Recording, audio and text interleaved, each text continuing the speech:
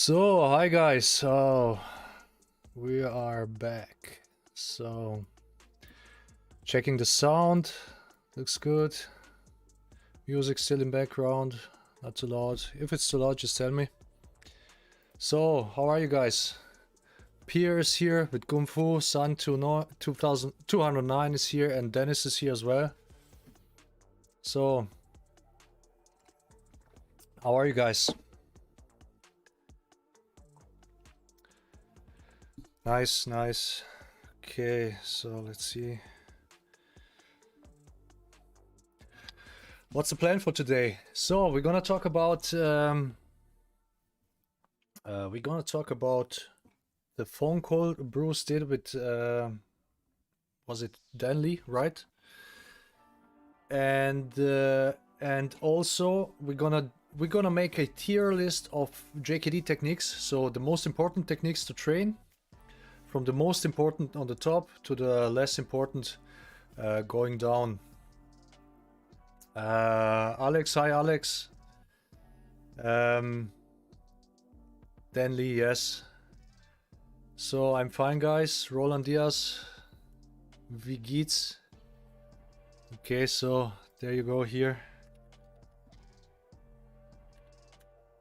That's how you spell this.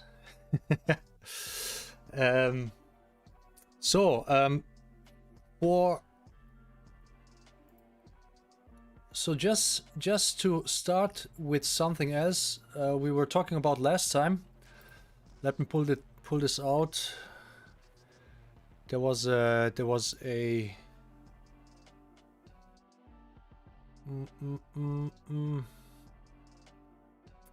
I guess I have that on my YouTube channel in the community section, so we're gonna go there. So just to recap this, so you guys see that there are, you know, multiple sources with basically the same story. What right? This is very important if you want to confirm something. So you want to have multiple sources that tell the same story. Instead of just one guy telling something, okay? That's always a little bit problematic. So let's find this. Just a sec.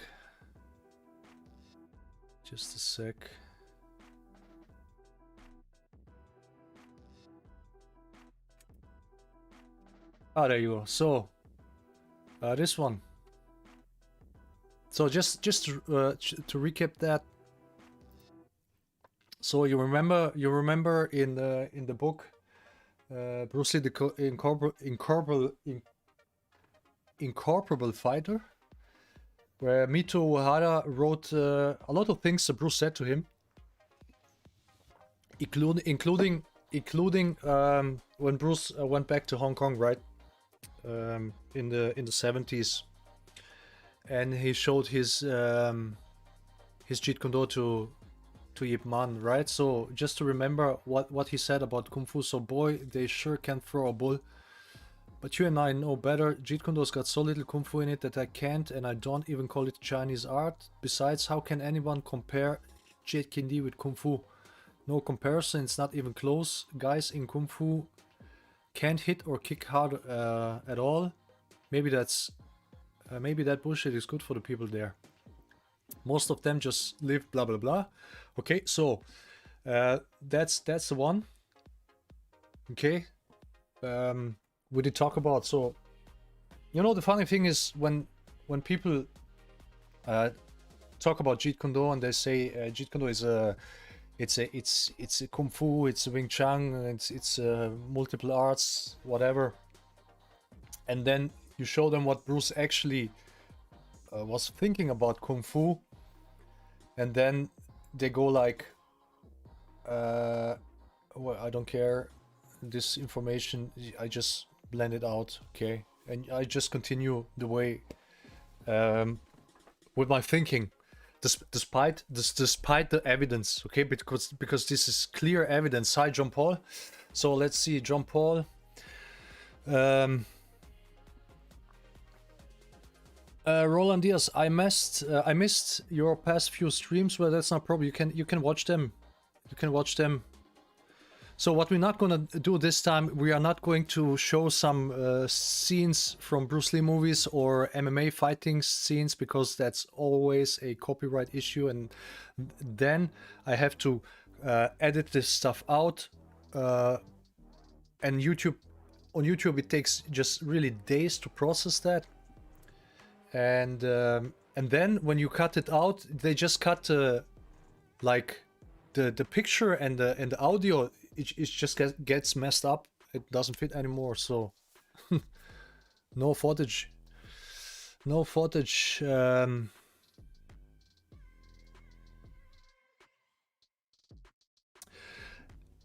Kung Fu says, Axel Stone, I see you creating damage in community section. So here's the thing, Axel, okay? So, you know, these guys, they don't have any...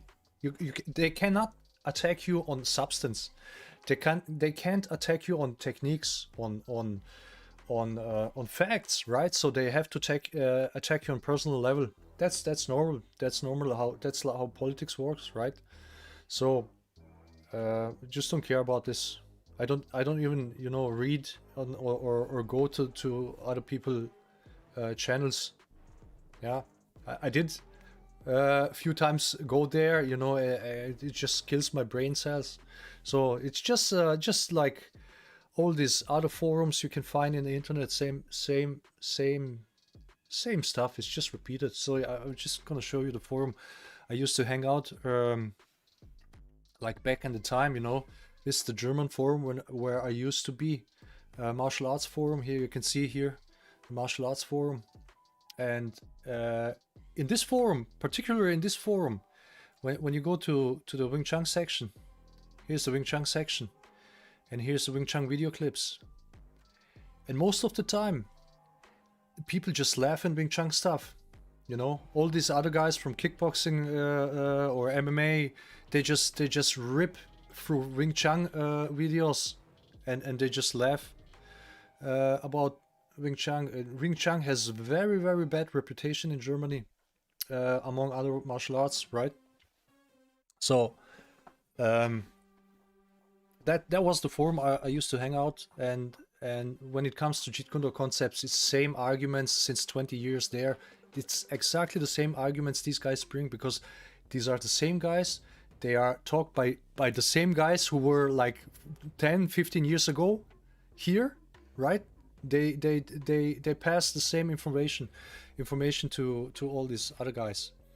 So why are we here? And so I stopped going there like I don't know, 10 years ago or something. So okay,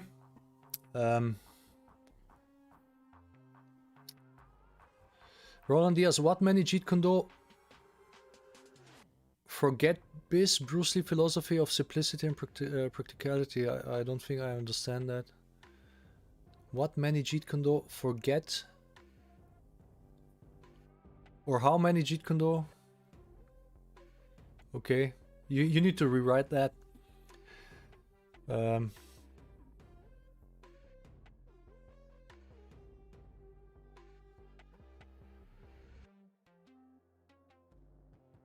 Excellent. Yesterday I was very angry. Realized I'm letting a nobody affect me. I took your advice and will no longer subject myself to such nonsense. Yeah, that's. I mean, you know, like this guy, you're arguing, and then this guy takes the fact that you're living at home. Well, I was still living at home. You know, way past my 20s. So, you know, the times nowadays are different. It depends also in what country you live. So, in most Eastern countries, East European countries, the son stays at home, right?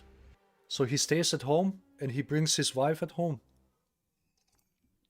And at one point he like overtakes the house and the parents they get their part to live where and he takes basically the house. Okay, so it's not every culture is the same.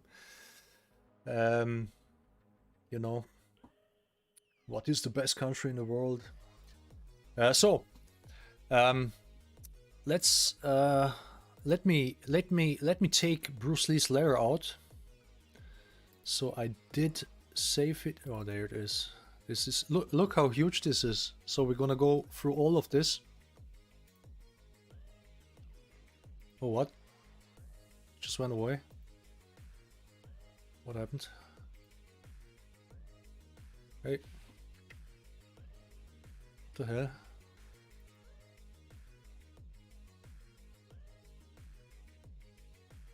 Wait a sec. So something happened here. Oh, there you go. Okay, so you see how huge this letter is? So I need to zoom in and then go to the top. And there you go. And then it starts here. So let's make it big so you guys you can read it as well. Okay. So that's it's not a letter, it's a phone call. Okay. So Roland Diaz, what I meant was to say what many so-called Jeet Kune teachers forget is Bruce Lee's philosophy of simplicity. Yes, that's somehow the reason why that is the case is because the one guy who actually did not teach the true Jeet Kune philosophy and techniques and everything was the most prominent guy until the like mid 90s or late 90s, and sort of then it started to switch when more people came out about JKD, including Ted Wong and Howard Williams and then Tommy learning from them and understanding all this. So you have also understand how this all works, right? So, and interesting thing, a guy in our comment section wrote yesterday is that, you know, many people say, oh, we are copying, Tommy's copying Bruce Lee, or I'm copying Bruce Lee, or I'm copying Tommy, whatever.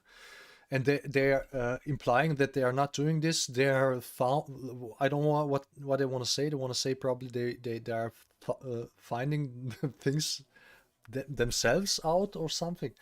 But actually, what they actually do, what he explained, I think it was Sun 209 said that, yeah, that they actually do all these styles and they copy all these styles. So when you do Wing Chun, you copy Wing Chun, right? So you copy Wing Chun from the guy you learned the Wing Chun, and when you do Muay Thai, you copy Muay Thai. You basically actually do the very same thing you are accusing us to do. So let's start this Kung Fu. Can you send me that file? I can try to send you that over the. That's a huge screenshot, right? That's why you can do when you go on the website and you can screenshot, and on Samsung phones you can probably do this on every Android phone.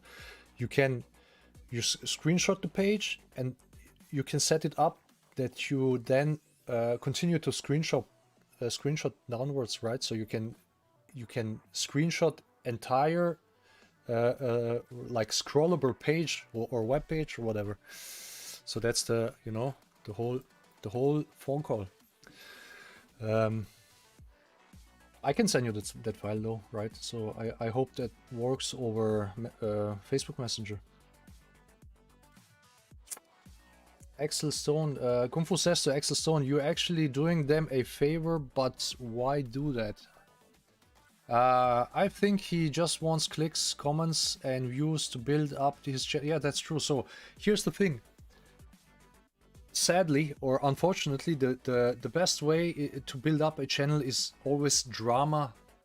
And it doesn't matter martial arts or gaming or whatever section you take, the best way to build up a channel is drama with some other channels.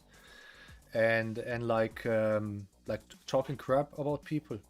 So, you know, when we do critics about the martial art, the way it's presented, you know.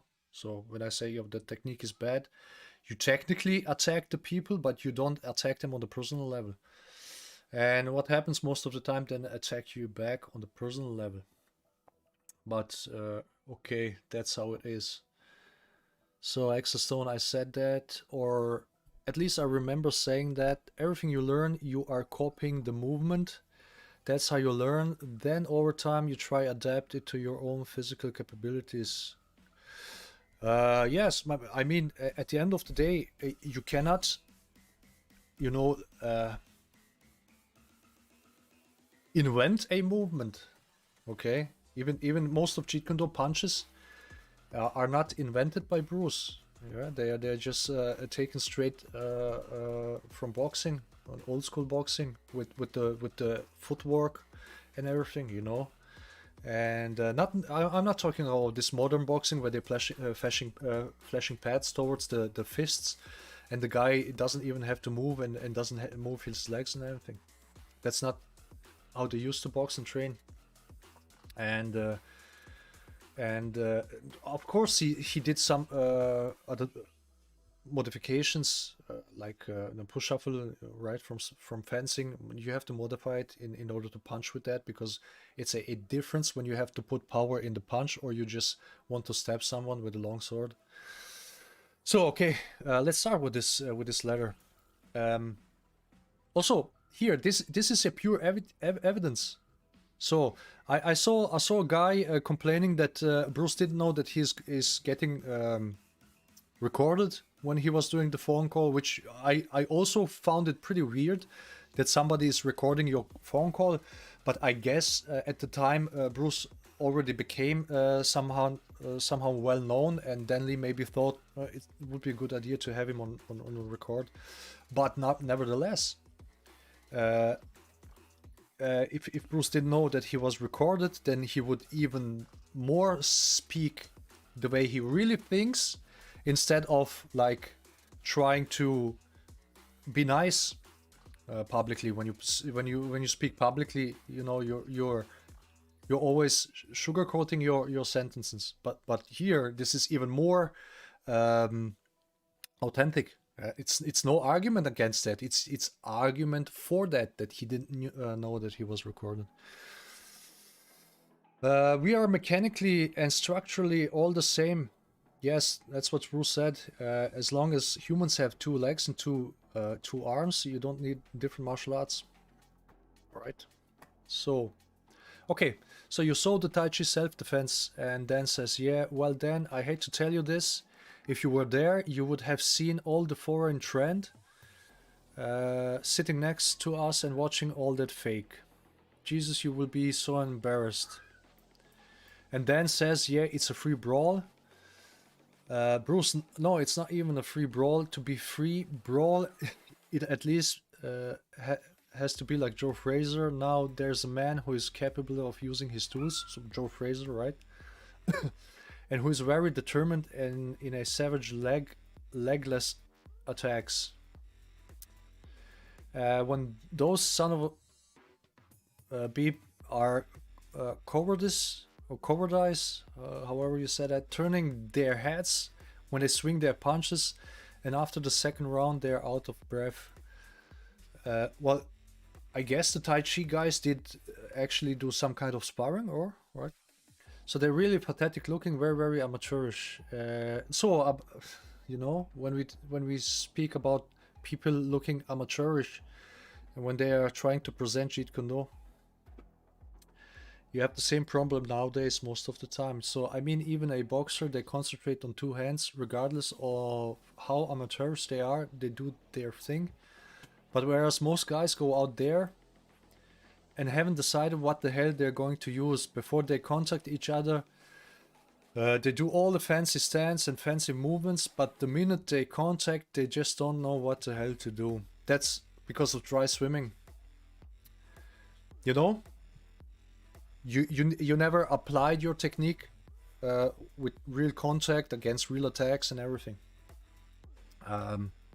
So, I mean, that's it. They're stiff and fall on their ass, and they hug and hold and start to grapple. That's a very, very interesting thing. Bruce Lee talking about grappling. So you go down and you grapple because you cannot actually punch and kick and move. So think about this. Yeah, right. So think about this. What he said here. In Hong Kong, even those guys. So I don't care if when you are following Bruce Lee's martial art, this should be important to you. If you don't agree with him, or with us, with him, with what he's saying, train something else. I mean, I have no problem with that, right? So anybody. In Hong Kong, even those guys see it that way. I mean, what do you think of the appreciation of the people here? So what I'm hoping to do is to be just that man, to rise the level. So what Bruce actually wanted to do is to change the status quo in martial arts in China, in Hong Kong, and to bring it more to the practical way, and not taking this and that and mix it together. Still unpractical, right? When you miss shit with another shit, you get even bigger pile of shit. Okay.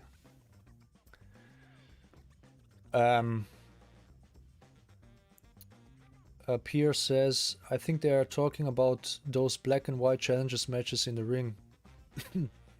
Could be. There are also footages. You see Wing Chun guys in Hong Kong fighting on the roofs, and you can see how they, you know, they can't even apply Wing Chun against. There's no Wing Chun in there. You know, they try this. Maybe if we have time, we're gonna go through some trapping videos and sparring trapping videos, and you're gonna see exactly the same. Exactly the same. Hi, Winches Lee. Hey, I wanted to ask you. You have this Bruce Lee Brazil account on or channel on Instagram. Is this like official, backed by Lee family, or you just doing it by yourself? I'm just interested.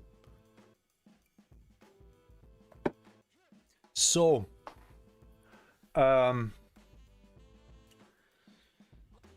okay, where are we? So what I'm hoping to do. Okay, so there you go. So then a real mission there. Yeah, it's really. Yeah, I mean, it upgrades the respect from the Western world. So here's the thing: the Western world. I found it really funny how people from the Western world, so people who actually know kickboxing, they know boxing, and all this stuff, and then they go and they look at this kung fu stuff, and they think really that's something. And Bruce, a guy like Bruce, obviously could see through things. Here, ironically, the Bruce was the reason that all this kung fu arts or stuff made it into the Western, right? And he actually wanted to change that. He wanted to make it more effective, more efficient, and actually that it works more. The reason I'm coming back is Warner Brothers want me to do a television series, but I don't think I'll do it now. I'm going to concentrate in Hong Kong and do it. And naturally I might be able to expand it to here, like Italian Picture, Fist for Dollars and things like that. More and more it's becoming more simple human being, blah blah blah. He's talking about He's talking about filming. It's really the simplicity. So here you go. Bruce, it is really... It really is, man. You see what man has to get over the consciousness of self. I always remember that you used to say that you have to sharpen up your tools in order to make them work properly. So here's the thing. This part, it's clearly what we do, right? So this part, sharpen your tools, it's going to be important in the second part of the stream where we're going to talk about the technique tiers or list in Jeet Kune, right? So, oh, let me read, guys.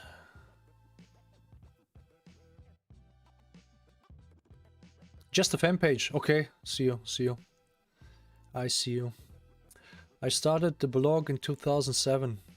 Oh, you started the blog in 2007 on Instagram or what? Was there Instagram back then? Or you just went to Instagram then? Nice to see you as well. Winches Lee, what's your name, by the way? I saw it on Facebook, but I just forgot. Dhaka, hi Dhaka. They were discussing the first fight that was televised in Hong Kong. It was between Tai Chi guy. I believe the other guy was Choi Li Foot guy. Okay. That makes sense because that's only if it was on the TV. That's the only way that Dan could watch it, because Bruce was there in Hong Kong. Kung Fu, it's a Bruce Lee. It's this.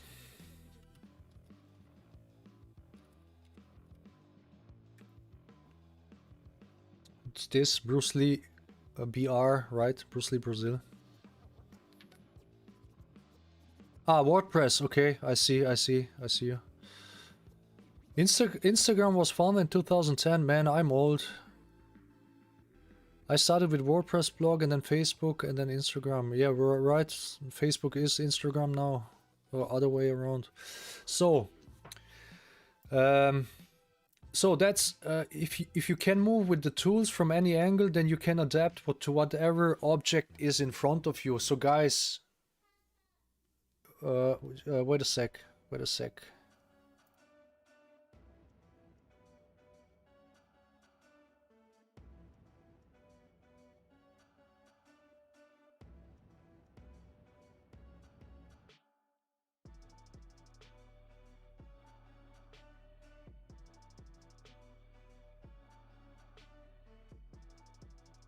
I'm back. My daughter was calling. I don't know what was. Avmiri, hi, how are you? Hi Thomas, like your video from yesterday. Thank you. So again, let's get back to this. If you can move with your tools from any angle, then you can adapt to whatever the object is in front of you. So of course, if you can move with your tools, which is lead, straight punches, hook punches, back fist, finger jabs, and using to be able to move to any angle, you need of course footwork, right? So that's exactly what we are doing and teaching. And the clumsier, the more limited the object is, the easier for you to punch on it. So, okay, to punch on it. That's what it amounts to. What it is, it utilizes the body to come to some sort of a realization in regard of whatever you pursuit. Happens to be, in my case, it's the pursuit of becoming moment to moment, whatever that thing is, and constantly questioning myself, you know, what is it, Bruce? Is it true? Is it not true? Blah, blah. Okay, this is pretty philosophical now. There you go. It's quite philosophical, where you can see the ultimate goal. So then Bruce said, I haven't yet been able to control my anger. I have violent anger. So I heard that multiple times, that Bruce was kind of a bully guy, actually. Okay. And I'm quite the opposite, right? So, you know, it's a luck for many people that I'm not like this. Then he says this comes with age. Well, it's not only that. If I just give me the time to stop for a few minutes, I will be able to control it. But unfortunately, like someone does me instead of going to a newspaper or walks up to me and slaps me. That's the end of him. I have yet to be able to turn the other cheek, man. Even years ago, you must used to say pick the time. So we already read that last time. Pick the time, pick the time. I wouldn't even say anything. I would just show up right in the front door and wait for him. That's what happened in with Wong Jackman fight. I guess they challenged Bruce and they wanted to like they came to the school and they said like they wanted to set up a fight, a time and place, and he said no time, no place, just do it right now. And that's how the fight went in his school. Axel Stone, slightly off topic. What's your favorite Van Damme film and Stallone film? Oh, that's hard. I like Hard Target. I like Time Cop. Bloodsport, right? Universal Soldier. I like many films of him. So everything, everything that started with Knockoff, and after that I didn't even watch. So I think the last film I liked was actually Time Cop, and most of the films before. And Stallone film, oh, I mean Stallone has really a lot of movies. I don't like them all, but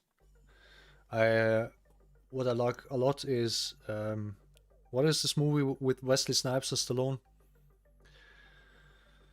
The Future movie. That was really great movie. So no, not Cobra. There's a Tango and Cash was a great movie. I liked it a lot.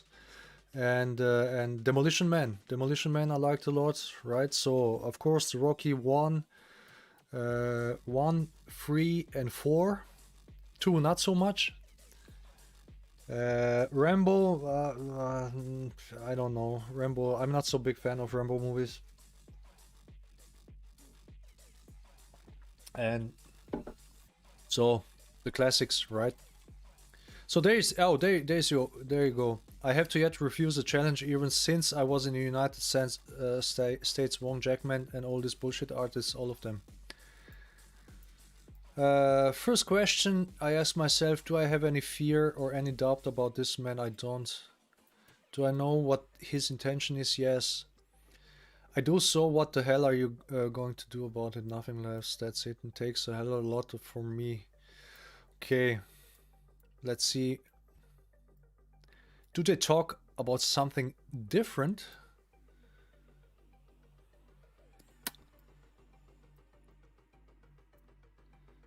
So he then says it has made a great impact, though in my training I'm thinking of martial arts as a whole. I mean, once you've talked and worked with you would never go back to Kempo. Do you reach another level of understanding Bruce? It's like man, you know, he's constantly growing, and when he is bound by a set pattern of ideas or way of doing things, that's when he stopped growing. So this is here where like concepts guys like to take this quotes of him and use it to their agenda, because this can mean anything. You know, you would have to sit down with Bruce and he said, explain to me what this means. So does this mean I need to train different martial arts and take all these patterns from the different martial arts and use them whenever I think I need to use them? Or do I need to get rid of all these patterns, okay, and use what's naturally best to apply, okay? So because how do you grow when you mix all these martial arts? Because you know, like Jeet Kune concepts 9075 is the same Jeet Kune concepts as 9090 or today. They do exactly the same drills, they do the same training, and they just incorporated more martial arts, maybe Brazilian Jiu-Jitsu and stuff. Okay. Well, I'm lucky, that's about it. Well, you have influenced many people in terms of freedom from their original boundaries. Well, I hope so. Danny Inosanto was all excited all over yesterday. Bruce, yeah, he was at my house the night before. Then he was really turned on. He don't want us to do any more heavy back kicking. He wants us to kick at something light. Bruce, when you use your leg, it's much better to kick at the foam pad or something like that. Yes. I think I see that same. I like far more, you know, to kick focus mitts or something like this, because you can snap, you can implement movement and everything. So watch out for the side kick on the air kicking too much, because it's bad for the knee. Yes, any kicks actually when you train kicking in the air. So you have really to watch out for that. So yes, I wouldn't let me write for 10 seconds. Yes, there's a, you can only type in every 10 seconds. Bruce Lee says it all in this phone conversation he had with Dan Lee. Yes. Carpi, what is that? Carpi JKD went from Jun Fan to Jeet Kune concepts to functional Jeet Kune. Bruce Lee about fight with Wong Jackman. You're gonna write further, right? Okay, so let's continue. Bruce Lee, well, if you snap it too much without contact at the end, you know you can get hurt. Just think of economical moves. Then yeah, there's the Kickboxing Association in Hollywood Boulevard. You have to go there and see it. Bruce, they have kickboxing. I saw it in Thailand personally. The bantamweight champion was one of the stuntmen. I asked myself if that's the Muay Thai guy who actually challenged Bruce, and Bruce just kicked the crap out of him. Bruce, well, the problem with them is that they are the John. We had it last stream as well. They are the John L. Sullivan with 3 legs, with their legs, 3 legs. I mean, they have no finesse, nothing. Then says no, they hurt the tide, and they try and make the other to completely give up. So guys, if you never saw that, just saw the Muay Thai fight where Muay Thai became famous. There was a Muay Thai guy against an American kickbox champion, and they were fighting. And at the end of the fight, the kickbox guy lost, but he was actually better. He was actually better kicker and better fighter, better puncher than the Muay Thai guy. But you know, because of the rules, you can kick only there, you can punch only there, and you have all these gloves. There was no knockout, and the Muay Thai guy, he kicked him constantly in the same spot on the leg. And because you're in the ring, you cannot always go away. And that's how he eventually won. And that's exactly what Dan is describing here, right here. There, okay. So that's how Muay Thai actually became famous.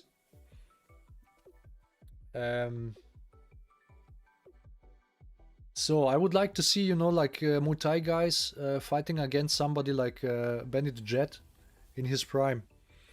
So Bruce, well, not all of them do that. You can do that when you are stationary, but not when you're constantly moving. That's exactly, you know, when you are in stationary, you stay in the ring, in the corner, and you not move very much.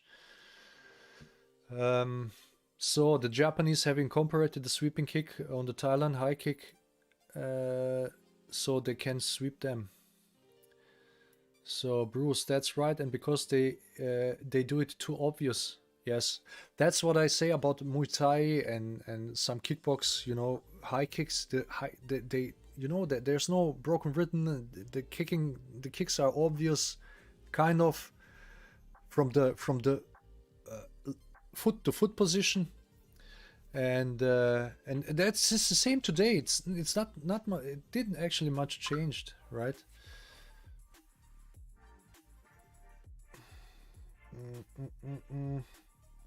So I just want to write the second something.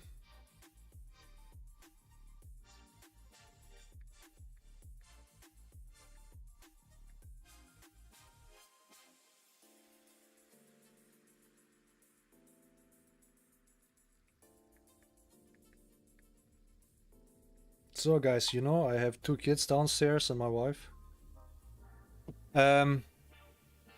So that's right, and it's because they're too obvious. That's the whole deal, you see. So, but because, you know, I find it really funny. There's, you know, all these guys, they take in Jeet Kune as a stand-up system, Muay Thai, for example.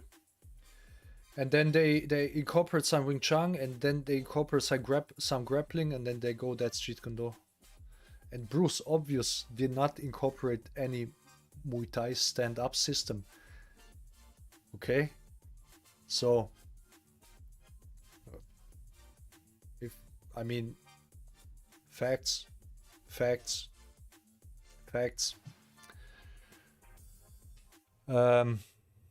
Bruce Lee. So right then I realized Wing Chun was not too practical and began to alter my way of fighting. Yes, that's what Leo Fong said, which I quite didn't believe. He said to us in New York, he said to us that Bruce, from one day to another, went from this stance, right, to this stance. And I couldn't really believe it, because I said, okay, so you have to train, you have to have it from somewhere. How you just change from one day to another? But Howard Williams said in the interview actually the same thing. So it clicked to me. So there are 2 guys separate from each other, telling the same thing about Bruce, so which makes it much more likely to be true, and it makes sense. Like, if Bruce really was so frustrated from his Wing Chun fight that he just said, you know, fuck it, okay, I'm gonna go like box now, for example. War of attrition. What's attrition? What does that mean? Instead of war of annihilation, JKD based of mobility, fluidity, destroying soft targets. Yes. If that means that's true. My Dragon 777, absolutely hilarious. You talk a lot of shit, Thomas, yet we live in 2022. Remember back in the 90s when people had a disagreement, they actually showed their action instead talking shit all the time. So where I'm talking shit, okay, my Mr. My Dragon. Here are the facts. So here are the facts, right? So what is untrue that I say? So tell me what is untrue that I say. Exactly. Because I'm reading from the I'm reading from the letter. So there's no sadness, no economy. That's Bruce, right? I'm reading it. No broken rhythm either. You can see it coming. So Bruce, that's right. John L. Sullivan, right? This John L. Sullivan boxer. So like when they box like this. That's why 80% of the knockouts is done by hand. Then that Chandler guy. So Bruce, no, you put him in the ring, the boxer would just hit on him. Yes, I mean, if you put Mike Tyson with the Muay Thai guy, you know the Mike Tyson when he was crazy. So then, right, okay, damn, I'm packing right now, blah blah blah. Bruce, thank you. I'm glad to hear your voice again. I'm selling my house, blah blah. Okay, thank you. Is it over already? Well, depending on when you're coming back.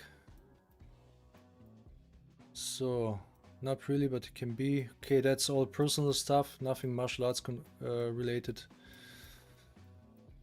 The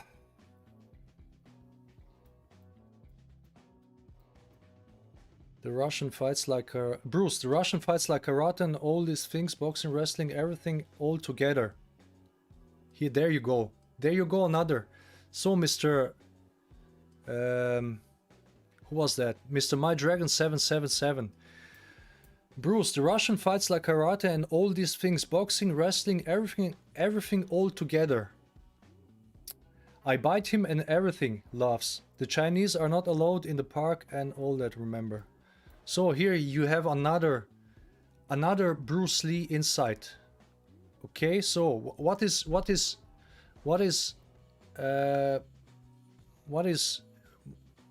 Jeet Kune concepts? I'm talking crap here. Critics of Bruce Lee, what the Russian did back then is boxing, wrestling, everything all together. I bite him and everything laughs. There you go. So who is... Tell me who is talking crap. This is... in this moment, I'm journalist and I'm just presenting you information. Okay? You can ignore the information, like, right? Like, the flat earthers says, they say all the pictures from the round earth, it's CGI, the moon landing is CGI, it's not real, right? Moon landing CGI from the 60s. Go look up what computer graphics looked like in the 60s. And that's all CGI, right? You get all the facts and all the evidence and you still think the earth is flat. So who is talking shit? Dude, come on, dude. So, Bruce, exactly at the end under the gunfire. Okay, blah, blah. They're talking. A little bit history here.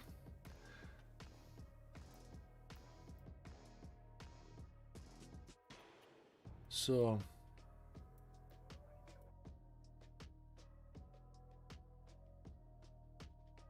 This, oh, that was 1972. Was pretty late, right? So it was way after his Wing Chun time. So yeah, television series. Bruce, he was just way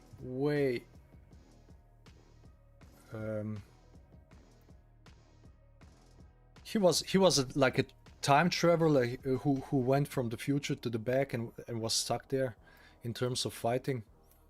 So that's why I did ban all the schools. Oh, there you go. So okay. So let's see what he says why he banned the schools. So you look at all the television series, blah blah, and people get tired of it. It's not that you want to actually get deeply into it and the quality, make it right. So you want to make the quality right. Remember about teaching Jeet Kune Do and making the quality right. That's right, you know, money comes second. Interesting thought about Bruce Lee. So if you want to maintain quality, you can't think about money. That's why we make no money in original Jeet Kune Do. You know, the concept's idea is you have to offer all these martial arts in order to so there many people have many different interests also in martial arts. So some guy likes Muay Thai, some guy likes Wing Chun, the other guy likes wrestling, and the third guy again likes maybe Filipino martial arts or kickboxing or boxing even. So in order to make the most money you can do, to make most money you can make, you have to offer all these arts in your school. So there are a few ways how you can do. You can open up a school with different martial arts classes. So, you know, class 1 there's the kickboxing, class 2 there's this and there's that, and there's, which most Jeet Kune Do concept schools actually do. And then they offer Jeet Kune Do as a mixture of all these martial arts. This is how you make the most money. But if you want to teach quality Jeet Kune Do, there's no money in it. That's how we don't make any money, and Tommy as well, you know. So, and we are a threat to this money-making machine of these guys. So again, here he says it. It's his words. There's not much to misunderstand. So that's right. You know, money comes second. That's right. That's why I did ban all the schools of Jeet Kune Do, because it's very easy for a member to come in and take the agenda of the true as the way, you know what I mean. Then I think you have to pick a few ones that are true die-hard followers and don't go out and teach Jeet Kune Do. Okay. So the idea he was banning Jeet Kune Do is actually you can't teach Jeet Kune Do to public as much, okay? So, you know, it's easy for a member to come in and take the agenda as a truth and as the way. You know what I mean. So you know what I mean, that we don't really know what he means. The Dan knows what he means, okay? And this, I think, and then say, I think you have to pick a few ones that are true die-hard followers, then don't go out and teach Jeet Kune Do. So the problem with Jeet Kune Do, with Bruce is, so this book, okay, right? So the photos he made for the book, for the Jeet Kune Do book, he made actually these pictures that did end up in this book after his death, which then Shannon Lee, Linda Lee, she decided to use these pictures after he died, despite Bruce didn't want to use them, but he died, right? So she felt, you know, if all this material gets lost, it would be a pity.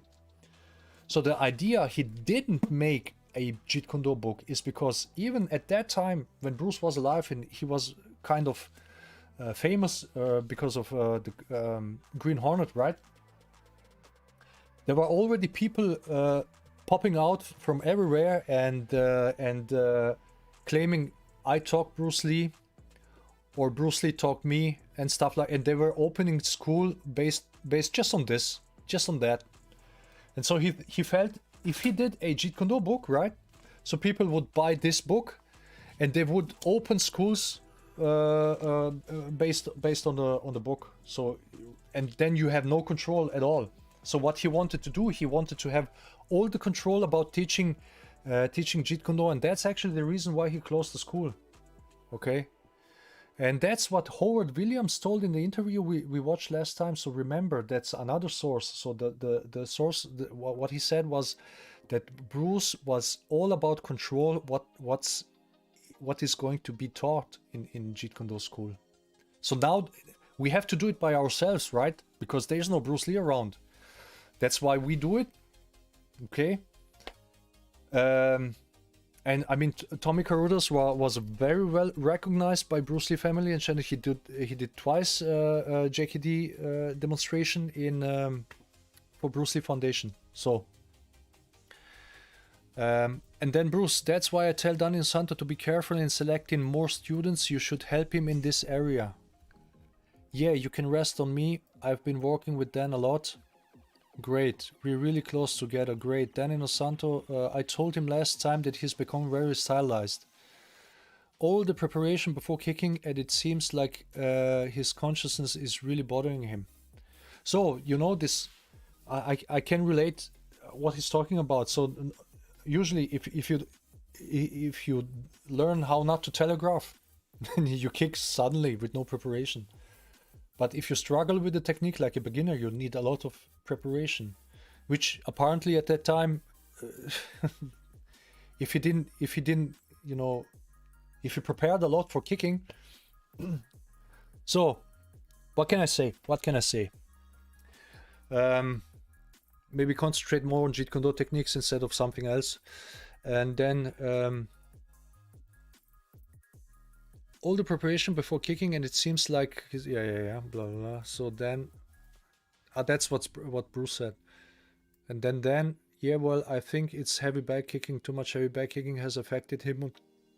Too much body twisting instead of just going right through, instead of boom. Yeah, so yeah, when you punch, you have to punch, kick through the target and snap. And Bruce, yeah, and then get the power and the momentum at the preparation right out, because you can kick a heavy bag. You can kick a heavy bag that way, but you cannot kick an opponent that way. So there's a certain mechanic you need for a good sidekick. You cannot go just I take a sidekick from kickboxing. Okay, so you have to adjust, you have to modify, and you have to know how to do this. You can just mix different techniques from different martial arts in order to be able to do that. So are you listening, my Dragon 777? Then yeah, the instep was he was checking the instep. He was checking because his toe was touching first instead of flat. But he's working on it really hard. So most people, when they step, for some reason, They step first on the toes, on their toe, on the tip of the shoe, of the foot. That's a typical beginner mistake. So you should go flat or roll, right? Like walking. Depends on the technique they're doing. I'm not sure what step they're doing. We're talking about. So we're trying not too much heavy bag, rather than the suddenness of the movement, right? Suddenness of the movement. Okay, remember that. You go side kick. I've done tons of videos how to do that. Tons of videos. So most people are gonna ignore that. But you know I'm talking shit. So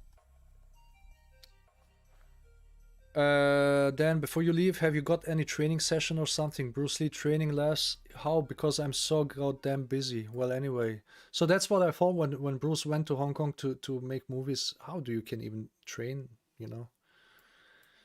I mean, you when you're young, you should I'm gonna explain when we do our tier list, and you should do your reps, you know. You should do all these high count reps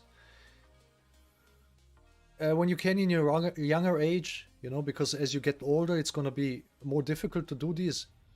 And once you have all these reps in your neural system, it doesn't really go away. You could technically even do a 2-year break from training, and you can just come back just like that. So I had my lower back injury and I didn't train for months, and I started training, and all my movements were just right there, right? The only things what goes away is the fitness. So your muscles are getting faster tired, but all these movements are still there. You don't just forget it, like you don't forget to write, or you don't never forget to ride a bicycle, or you know, that's just in your muscle memory. Bruce, blasphemy is a bad habit. Haha. Yeah, Bruce is, you know, like when you read this, Bruce is he doesn't understand Jeet Kune. Bruce himself does not understand Jeet Kune. So I think that's it. Okay.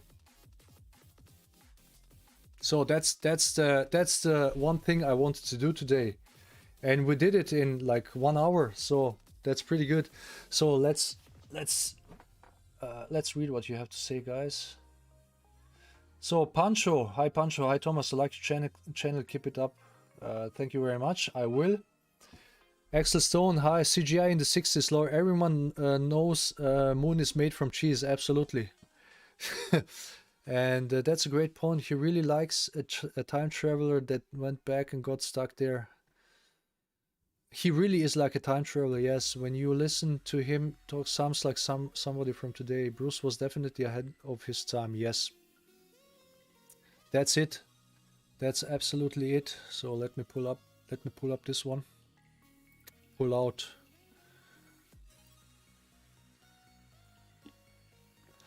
Where's the file? Where did I save that file? I should sort them out somehow. It's this. There it is. That's a tier list. So I'm gonna close this down. Okay, there you go. So okay, so before we do the tier list, we're gonna watch something. Okay, before we do the tier list, we're gonna watch something. Let me check this out. So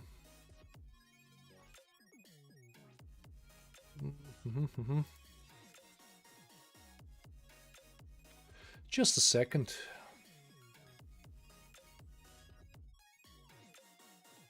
So, and we're gonna watch this one, okay? So, because I have a saved clips. Where do you watch Where do you watch saved clips? It's in my playlist, but only the one I can. Yes, I can watch. So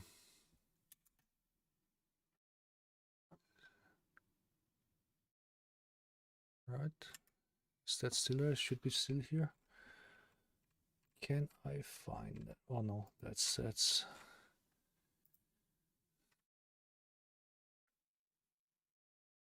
ah, that's a playlist. No. My own playlist. Where is it? Playlist.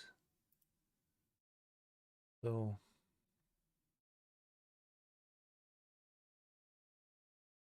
I think I need to do it from a mobile phone then.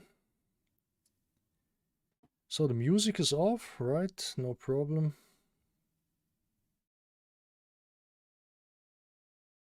Let's go here. Ah, there you go, this one.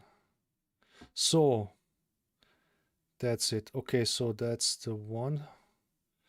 So now I can go here. Let's do the music. The other one's something else.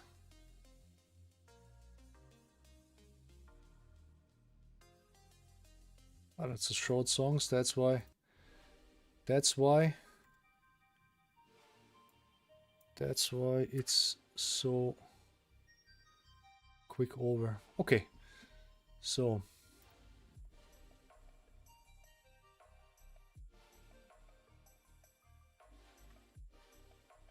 there you go. So what we're gonna watch now is and analyze.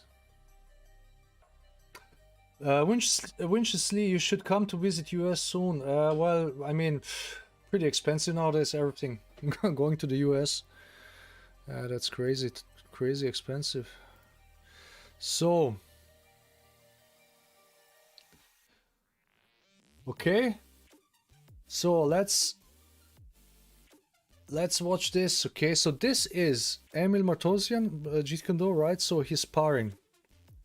So we're gonna watch him sparring, and then we're gonna go through and see how this actually works out, right? So because the Sun 2009, he said I shouldn't do it because, you know, what's to analyze there? He's doing all nunchaku and everything, but there are some more videos you can actually watch and see something. So let's start. So okay, of course, some ego pictures as always. Okay.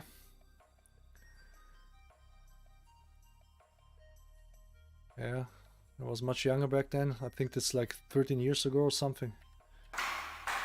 So, okay. Wing Chun, jacket holder punching, square stance, right?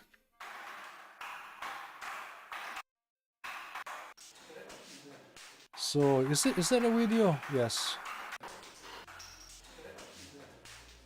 So you see the guy who's attacking. Watch again. So you couldn't really see how he came in with the knife. But oh, my Dragon 777. I suppose you're one of his guys. So okay.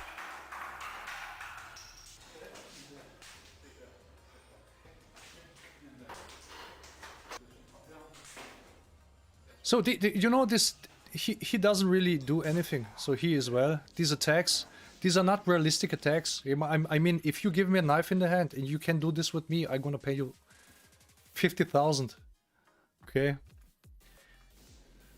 So people don't attack with this. Okay, so let's watch. Okay.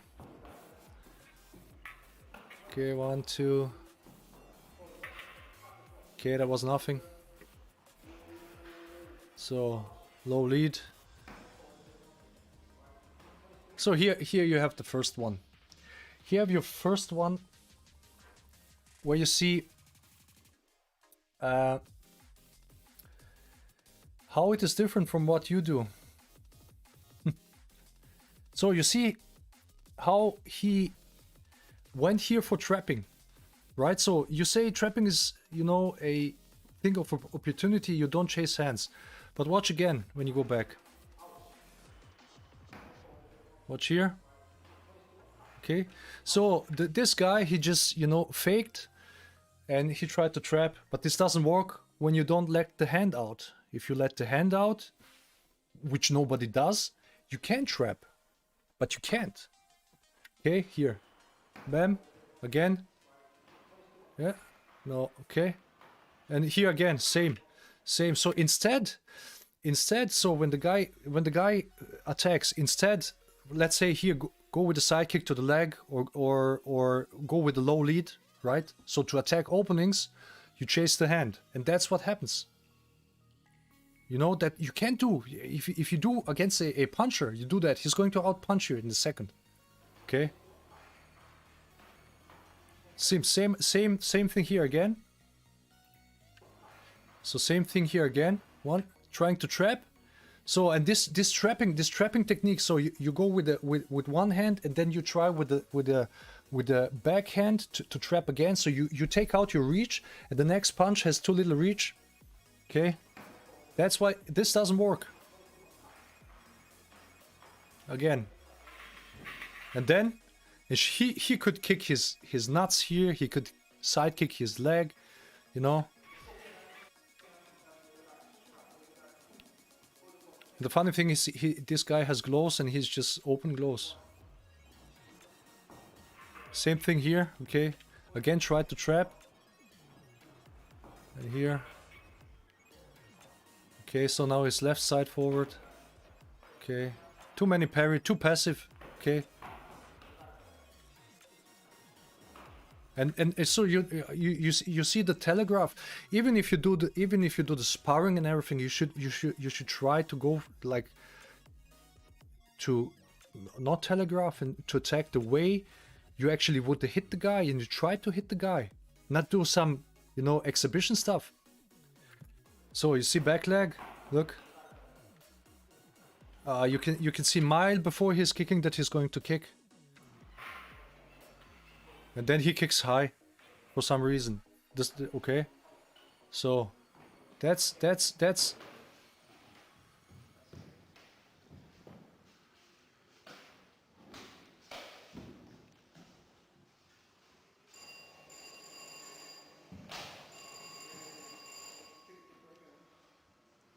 Is this the bell? Okay. So the other guy has really he's got no difficulties to react to his attacks.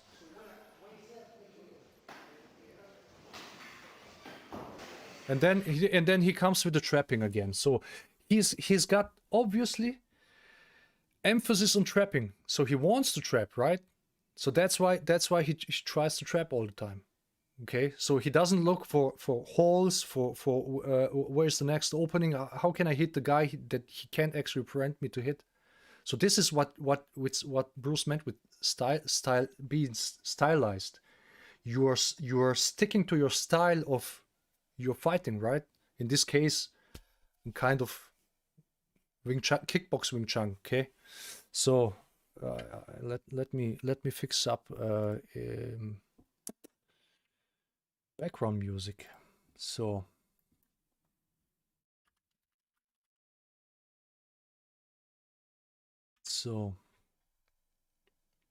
okay, what's this? What is that?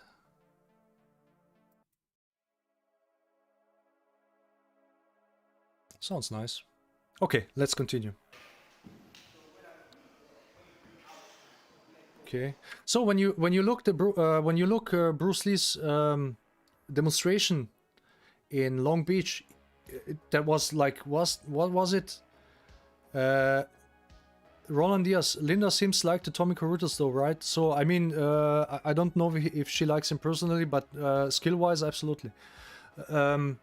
So you could see that Bruce was like, countering. He was waiting for the attack, and he attacked the holes. He punched the guy once. He kicked the guy once, right? So that sparring demo. Okay, so like it's actually fighting demo. It's not a sparring demo. So again, he always comes with 1, 2, 3. Okay, so he always wants to put the hand of the opponent away and attack on the same line instead of attacking the holes, which is a far more direct and has much more. It's much more likely to be successful. And the guy just covers. Okay. So, but he wasn't hit because when you come here and you come here, then he had plenty time to cover him up. Okay.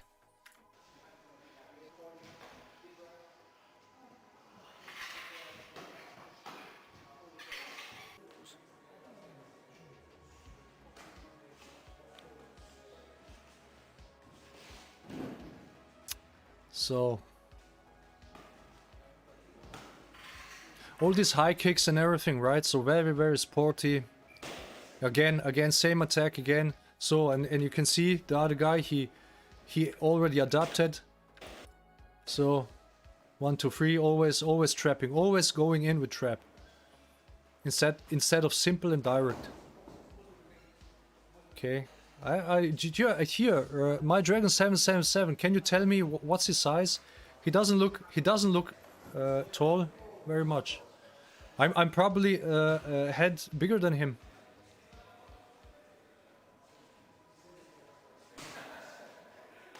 Or maybe I'm wrong, but I don't think he's really very tall. So no counters. All these attacks, no counters. Okay, so. Again, and there's then Wing Chun attack. Okay. So left side forward. Again, same going in. Chasing for hands before doing any attacks. Very stylish, okay? In terms of styles. Same again, you see? Bam, bam, bam. So, the simple direct attack had much more chances to go through. Look again here, right? Now, boom. Right, but he stepped before he punched. Yeah, if he did punching and stepping at the same time, the chances to hit the guy would be much higher. So again, you see how he steps in and then punches. Here now step, and very slow step. It's not even a push shuffle. And here again. And then he wants to grab and do some arm locks. Again here. All this trapping. It doesn't really work, right? As intended. Like when you do dry trapping with your guys. And this guy is very passive, the other guy. He doesn't even punch, right? He just covers. So... so now you see the attacks that are much more direct. Okay, so the other guy is just standing around. Now it's pointless to watch. And high kicks. So I have a feeling, you know, like all these high kicks are more for the camera, you know. So let's watch another one. I have another one. Okay. I have another one. And that's this. So that's actually a seminar where he talked self-defense. Want to see what he did teach there. What he did teach there.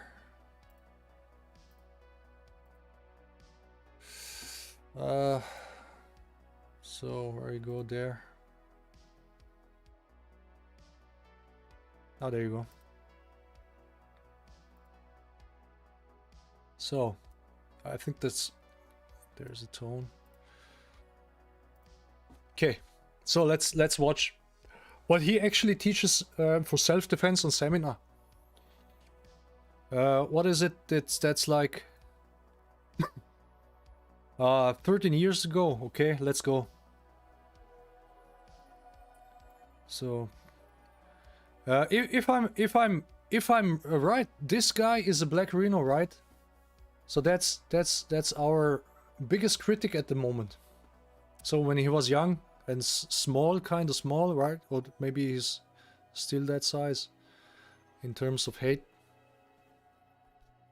So that's a kind of Aikido. Oh, that's a knife attack. Oh, that's a knife attack. So look, so the first thing when you look at this, so you have always to look, how does the other guy, in this case, our friend here, attacks? Okay. So you go here, look, you see, pretty slow, pretty okay. So, and this guy as well. So that's Aikido technique. So you know what Bruce said about Aikido? He said that's also probably in the Bruce, the incomparable fighter from Mito Ohara. I think it's in that book, but he said, like, about Aikido, he said he feels so pity about all these guys who train very hard Aikido, and they train for hours and hard and everything, you know, like physically hard, but they really never know if this technique is going to work for real. So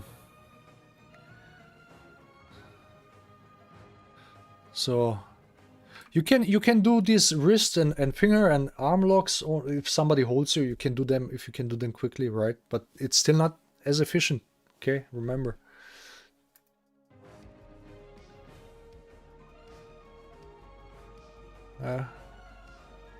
So I think that's our Black Rhino guy when he was young and skinny. How you say in German, like green. So look at these attacks again. Look at these attacks. You have to look at him, how he does attack. So look at this, and look, this punch, this punch.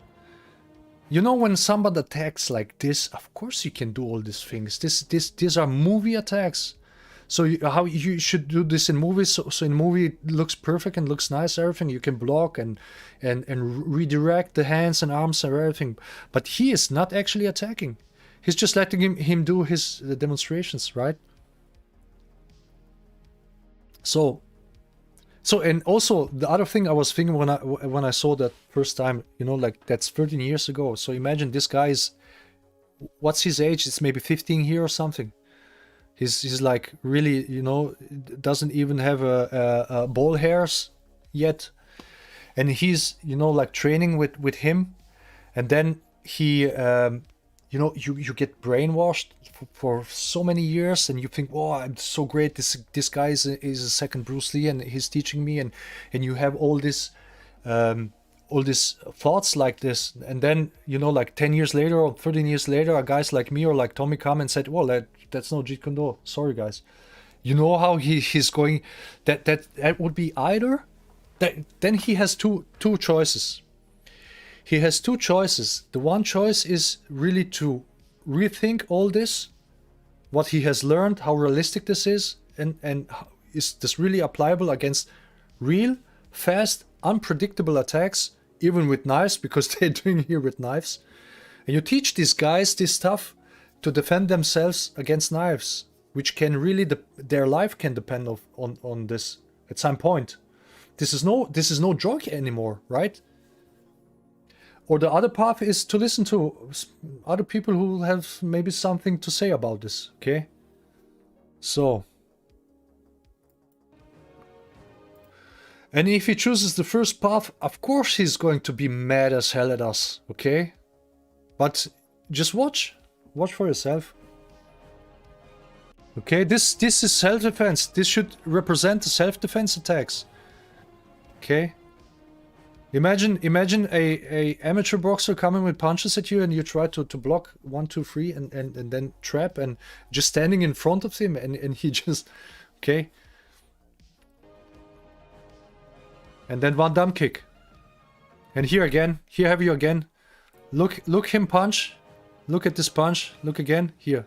One. Oh. Interceptions. Where's the interception? There's no interception. That's not interception. That's again, that's what, exactly what he did in sparring. 1, 2, 3, slapping hand away. But you know, when the hand comes like this, there's no problem, and it just stands there, like I did in my last video yesterday. Okay, if you let your hand in front, it's no problem for anybody to slap it away, to clear the path, but nobody does that. Okay. This is very, very... That's much more something for movies. Which Bruce Lee actually did in movies, okay? Emil looks like Wing Chun mixed with Kempo. Yeah, that's kind of kickboxing. One down kickboxing with Wing Chun, okay? And then some arm locks and... Yeah. Look at these kicks and these punches, right? So you have always to look at the other guy. Yeah, of course you can do this 1, 2, and then bam, bam, bam, and then switch. He is his biggest hero, and that's how he comes that passionate after us, right? But you have to rethink when you watch this. You have to think about what did I 9? I mean, what's his birth date? 1995, 6, 7, 8. Yes, yeah, well, look at this, man. I mean, these guys claim to do Jeet Kune, okay? And teach self-defense to this woman. And then she's going to try this when some idiot comes after her and slaps her on the face or stabs her. Let's watch again. So you see these attacks, okay? So you cannot apply this for real like this. That's no. Power kicking. So I explain, you know, like when you kick through, okay?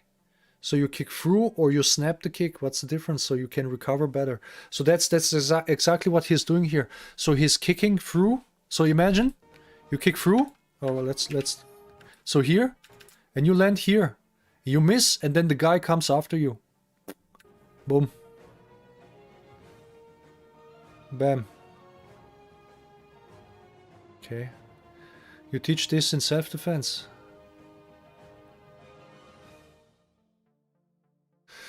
So, okay. So we did our Emil Martirossian analysis, however you say it in English, right? So, and so we don't have to watch all this static trapping stuff that he shows in all his videos. So just to recap the story with him, he used to be on Tommy's forum like 2009 or something when Tommy had his forum, and Tommy was already teaching there Jeet Kune, so the public started to be aware of Tommy when his clips came out, and he came there on his forum smart-assing, like, you know, and Tommy kicked him off the forum like 13 years ago or something.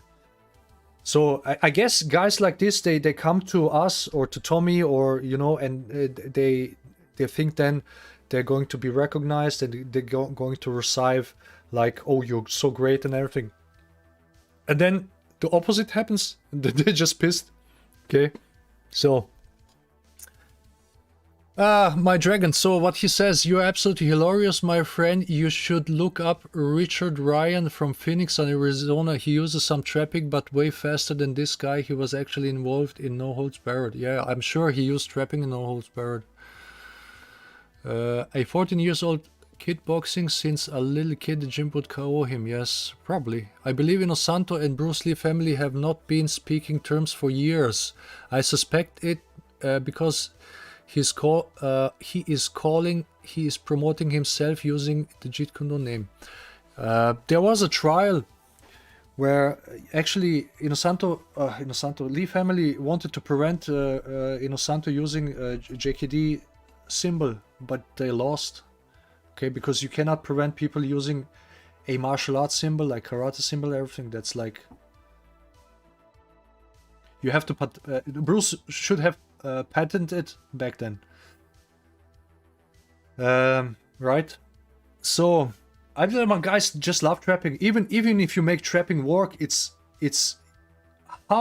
what kind of punch you can make it work in attack when you attack first, you know, but not you want to trap a punch, a real punch, man. When guy are punching at you, right? So, Linda, I think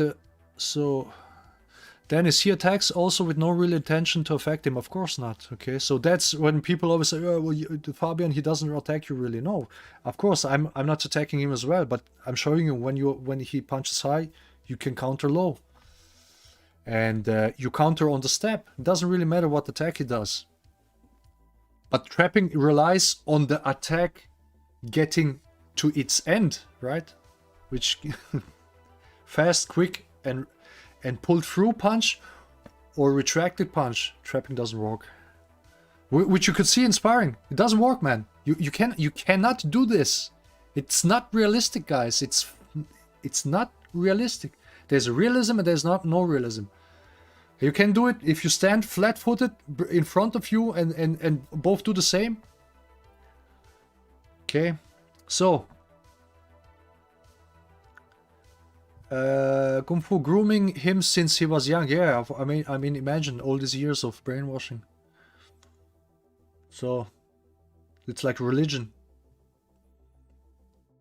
Trendkiller, hi Trendkiller, hi everyone. Looks like I came at the right time. Yes. You missed the phone call script, but you can watch this afterwards, right? So we're gonna do our tier list just in a moment. So Emil looks like Wing Chun mixed with Kempo. Never get away with that, even wish beginner boxer. Yeah, movie Jeet Kune. Not even Jeet Kune movie. It's like it's movie stuff. This would look great in movies. Like let Batman do stuff like this. The funny thing is, my friend training partner Fabian, he's a big Batman fan. He likes everything about Batman and DC, right? So and you see Batman do all these different martial arts in different movies. Like Christian Bale, he did this KC style, this here and here and this and then, and I asked him, and he had a birthday recently, so I bought him kind of book where all facts about Batman are in there from all comics. And then I asked him recently, what martial art does actually Batman do? And he said to me, he does in comics it says he doesn't do a specific martial art. He does do what he needs at the moment at the distance. Well, I said, well, he does Jeet Kune then, right? So funny thing, Batman does Jeet Kune, right? Sun 2000. Sorry guys, this is what sells to the masses, like free candy because it's so pretty. Absolutely, that's how you make money with. That's how you impress people like Howard, Black Rhino guy, and all these students. So they are so impressed. Wow, it looks fast and everything, but nobody asks, if you just, circling your hands, does this really benefit you? Dennis Lauk, hi Dennis. I saw Bruce read just a self-defense situation with a gun in front, behind, and it was book Bruce Lee Fighting Method book. What do you think about it? Yeah. So we did some gun self-defense with Tommy. So the thing is, when the gun is really in front of you, what you want to do is you wanna pull the hand away, control the gun, and punch with the other hand. That's what you do. Right, so he can't really, but you have to go, pull the gun away from yourself, and you move at the same time at the different directions. So from here to here should be really quickly. But it's not really realistic, that most people are not going to go with the gun like this. So they if I had a gun, I would keep the distance from a guy who I'm threatening. I saw Bruce. Yeah, genau. So well, let me show this. What I mean. So there's not much about gun defense in that book, but a little bit. So also here you go as simple as possible as you can. Oh, there's it. So there's it. So he slapped the hand away, right? There you go. So where is it? So here. So he slapped the hand away. Okay. And he punched the guy with a back fist. Okay. You can use a hook or something. Okay. So remember, this stuff is still 1967. The very year. There's another one. There's just two scenarios, one from behind, one from the front. The next one is same. He turns away and turns around and like punches the gun away. Okay, so but that's a very high risk situation. You don't want to do that. Just give him the money. So back then, the Reno moved way better than today. I mean, he didn't even attack, so hard to say. I mean, when you have so many kilos more on the ribs, it's harder to move, right? I can tell you myself. So, Emil Van Damme wannabe. He does a lot of Van Damme kicks, right? So good, looks good for in front of the camera. He probably figure out, oh, I can impress people with that. So people claim to follow Bruce, yet on a dime would throw away everything he was doing once it doesn't work and start over again in another direction.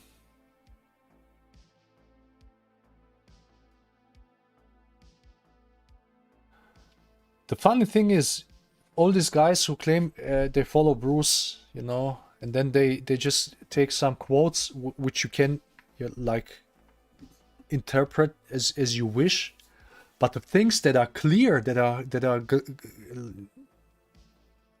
water clear, right? The things that are water clear that he says, they never mention this. They just take this stuff that you can really misunderstand or misinterpret, because in order to understand what he actually meant, you would have to ask him, what did you mean with this?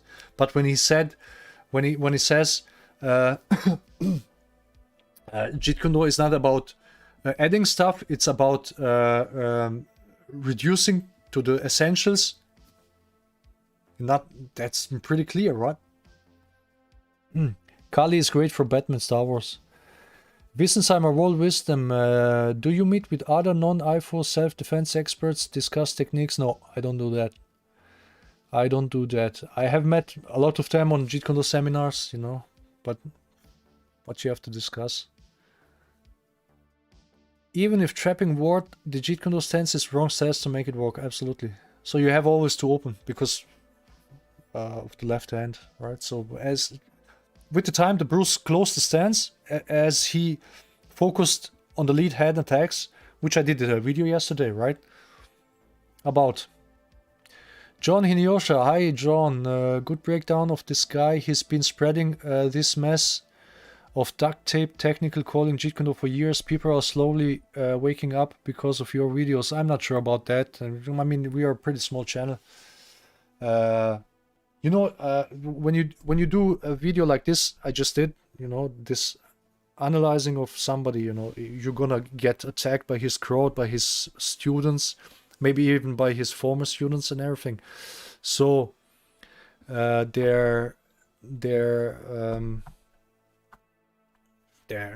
can avoid that, right? So some of these they say then we are rude and they just want to be friend to everybody. That's how you make money. But when you spread out the facts, you are going to step on people's feet, you know, inevitably.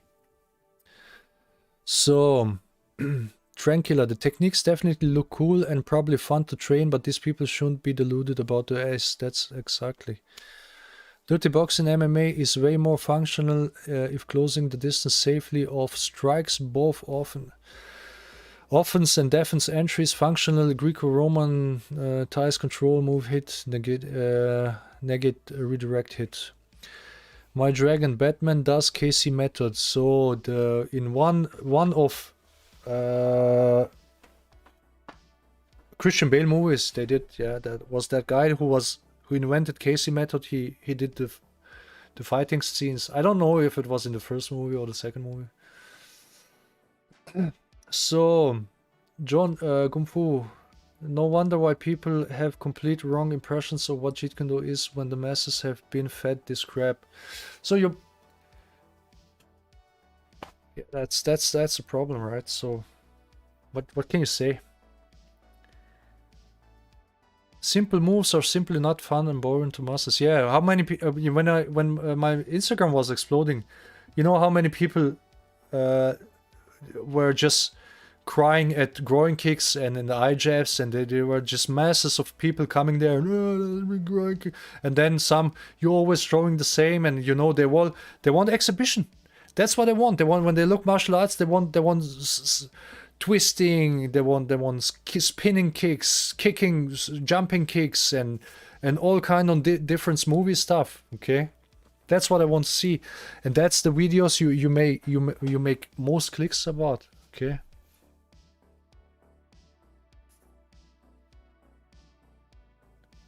I heard Emil was choreographed fight scenes in the movies. I believe he even worked on the Chris Nolan Batman movie. That's absolutely possible, because what he does is good for movies. Fred Groger. The Bale Batman used mostly KC, yes, but I think about the silly costume he's wearing. If it's real armor, it would be even okay to use KC, otherwise not so much. There's another I'm just gonna do a little break now. I'm gonna come back and tell you another story about KC and this DNA lab method. Just a second, guys. I will be right back.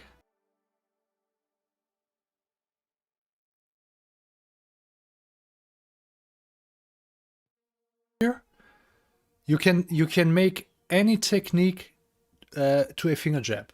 Depends on the distance. But when I talk about the finger jab here, in the S tier finger jab, I'm talking about the straight lead finger jab. Okay, so the long finger jab. That's basically this absolutely same mechanics, body mechanics as the straight lead, just as a finger jab. Okay, that's absolutely S tier, right? So, straight groin kick. Straight groin kick. Straight groin kick. And angles. So with angles, I mean different variations. So you have you have straight kick like here, and then you have slightly angled off kick, right? So it goes with slightly arc, right, when the leg is in front. So this let's go like this.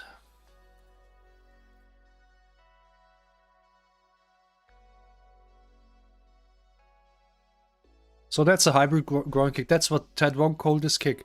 It's like between the straight kick and between the hook kick, you know, like angled kick, like 45 degrees groin kick. Okay, absolutely S tier.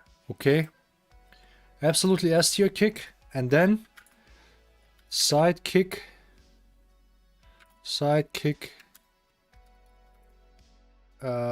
low.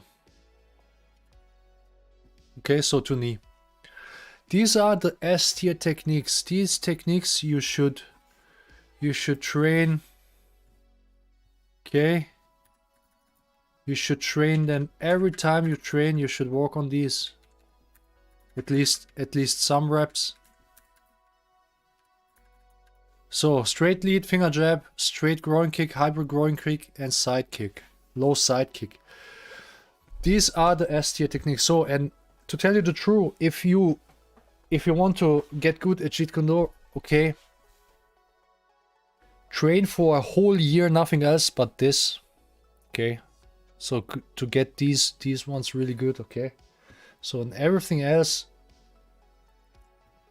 is a tier below. Okay.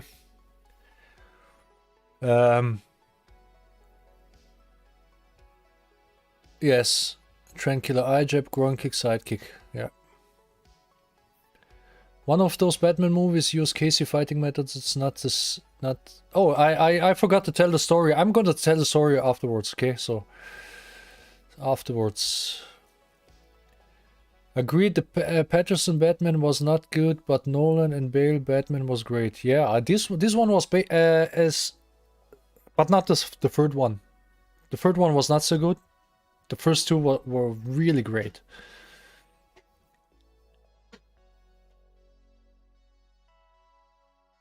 Chinese lateral bass, Bruce Lee copied from Sawat. Nice technique. I'm not sure. Yeah. So, kick to the knee. Fred Gregor.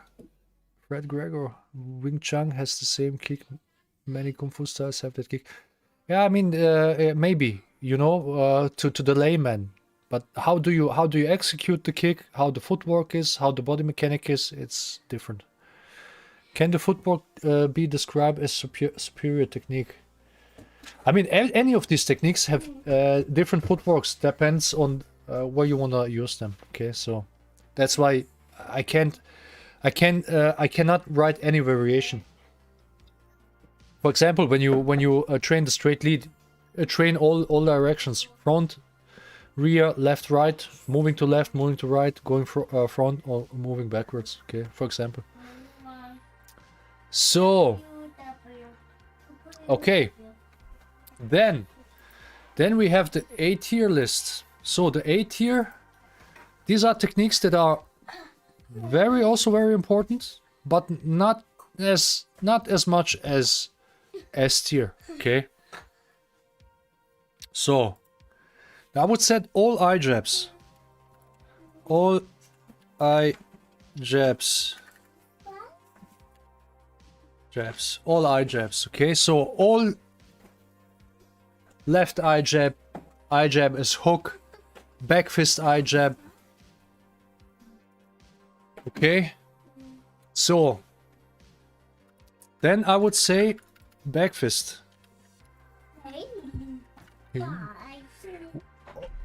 So one could argue back fist could go to the S tier list, but I would say before you learn the back fist, you should learn straight lead and the eye jab. Okay, then the back fist. That's why I'm putting back fist on the A tier list. So, but on the A tier. So the A tier is also very important. Don't think that. So between S and A tier is not very much. Okay. So, all eye jabs, all kind of eye jabs. As a technique or as a tactic. Okay, so let's do it right. Back fist. So back fist, you need the back fist. The left back fist is very important. You need the back fist for 360 defending. Okay, attacking and defending to the side, even to behind. So more angle off attacks. So you need the back fists. Okay. So any kind of back fist, close, long range. So I put it all in there. Okay. So then we're talking about lead hook. So I would put the lead hook there. Okay. So that's the lead hook. It has the same body mechanic like a straight lead. Okay. That's the most important. Okay. So, okay. Then I would go here and say also hook kick. So the hook kick can also go to the groin, right? So, but it's less frequently used compared to the straight kick to the groin and hyper groin kick. That's why a tier less. Okay. So lead hook. So that's what would we? So we have a side kick. We have all these kicks. So lead hook kick. Of course, lead. Okay. Lead hook kick. We should also maybe clarify that we also talking about lead side here. Okay. Lead.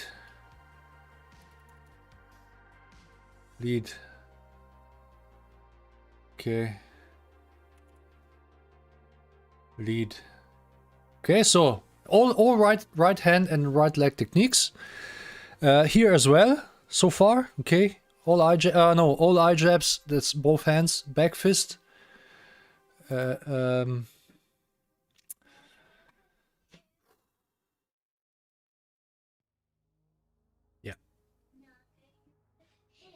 Back fist. So I could say lead back fist, but all back fists I would say it's A, right? Because it's very versatile technique, okay? So the Dark Knight was a great film, absolutely.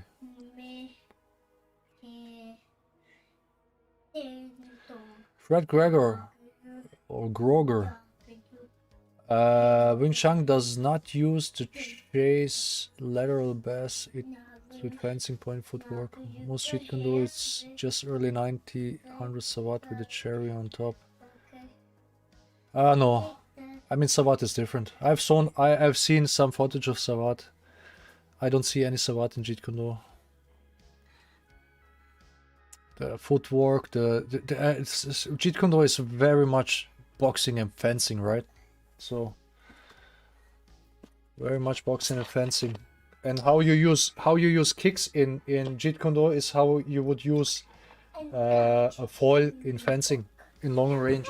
Okay, and the target is groin or knee mostly, and that's how the kicks are then modified to fit those targets. It's not just like straight taken from any martial art, so you don't really find it in any martial art the way it's done by Bruce or in Jeet Kune do. So, okay, so we have eye jabs, back fist, basically lead hook and lead hook kick. Okay, so I'm gonna make sure I don't miss anything. So beat here, let's go to the beat here. So left, the left, the rear, left. Okay, so the rear left, tier B, it's still very important, but you don't have to train it as much as everything above, okay? So the rear left can be done as a straight, okay, like this, or as a cross, as a corkscrew. I like it more as a corkscrew. The rear left is a cross when you cross the opponent's hand, then it's the cross, but the technique itself is a rear left, okay? So the rear left, hooks, all hooks, right? All hooks, tier B, all hooks. When it comes to kicking techniques, I would say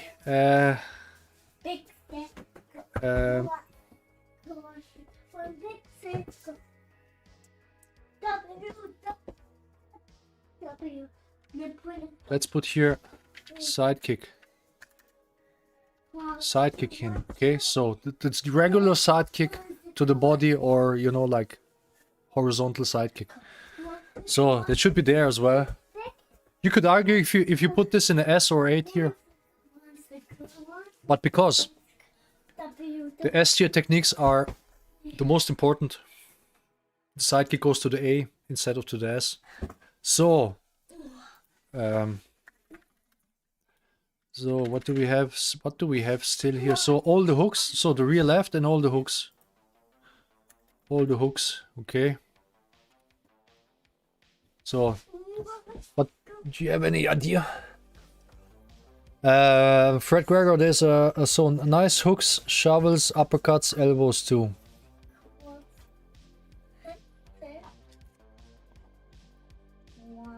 Hooks. Yeah, all hooks, okay, right? So in a B. Elbows come later, okay. Third Batman Nolan film wasn't that great, but The Dark Knight was great. Yes, I think the third Batman was kind of rushed, and the way the movie was edited was crap. Andres Cano, really good JKD channel, thank you very much. Support us if you want. So left cross and hooks are potent, yes. So For one, Carbon JKD, for function in JKD, I'd say all that stand up, multiple opponents, drills, function, weapon, defense, dirty isolation, and chicken hook kick. Johnny, I have to return studying, but I wanted to say thank you, Thomas, for your channel and the time you put in. You're welcome. You're welcome. Okay, thank you very much as well. So you really help us. Who do this every week? Pendulum kick. Well, pendulum is actually the footwork, right? So you can use the most kicks.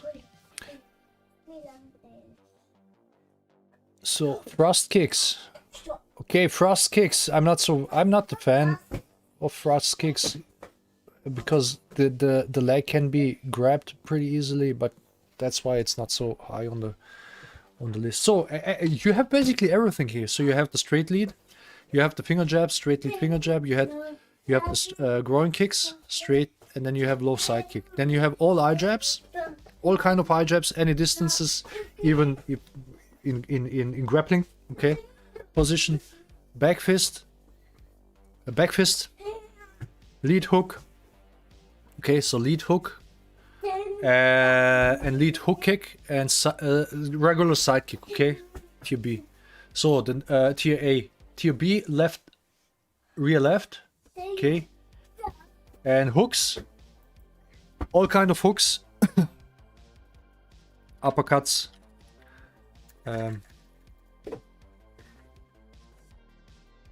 So, okay? There you go. So then we have tier C. So then tier C, I would say in tier C is stuff like elbows. So elbows, so you do elbow to the side, or you can do elbow to behind or to the front when the opponent is slightly off. There are some variations to these, so you can I would say elbows there. Then, okay, I would say here to the side. So side kick variations, you can take all side kick variations. That's why I'm not going to do any side kick variation here anymore. So elbows, okay. I would say it belongs there. Elbows. Sweeps, sweeps, sweeps, throws,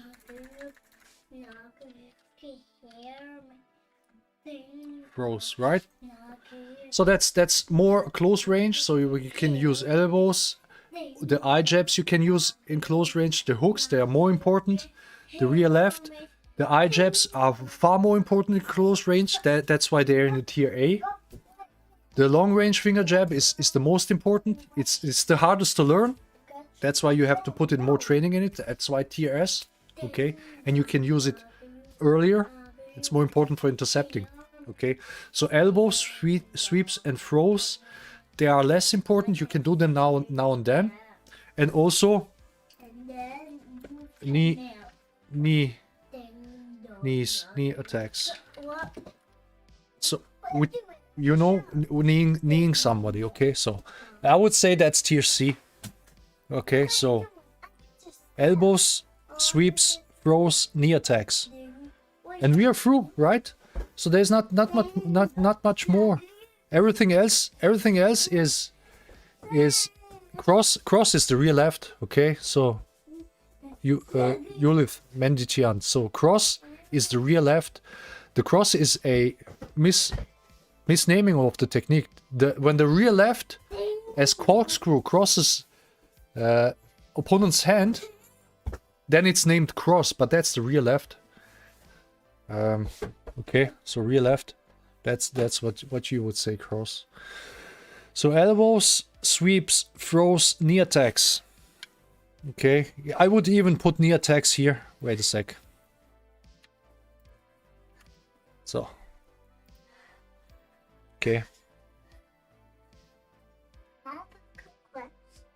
Ich bin stark. Ja, ja. So. Ich kann schon größer nehmen. Mhm. Kann ich schon...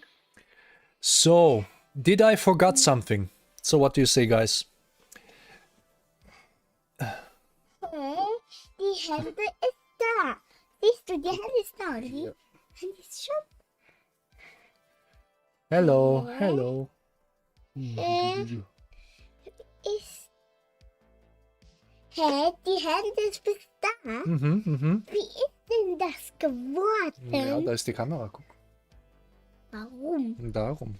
Okay. Warum hast du die Haare gemacht? Ja. Wie hast du es gemacht? Ja, ich hab's gemacht. Ja, hast du da aber Ja. hingedrückt. Ich muss jetzt weitermachen. Warum? So for F tier, F tier, so E and F tiers, everything else, okay? What you don't want to use, everything else. Okay? What you don't want to use in street fighting. Arm locks,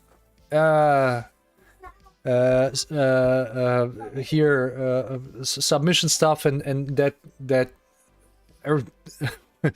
shovel hook. So all hooks, right? So the hooks here at tier B, all kind of hook variations, uppercuts, shovel hooks. That's oh, that's all there, right? Ja, ach mal. So I don't want to name every variation of a hook. So then you know you have to put the list that's too long.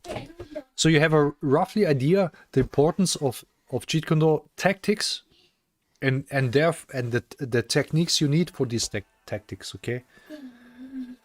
Oh, I forgot something.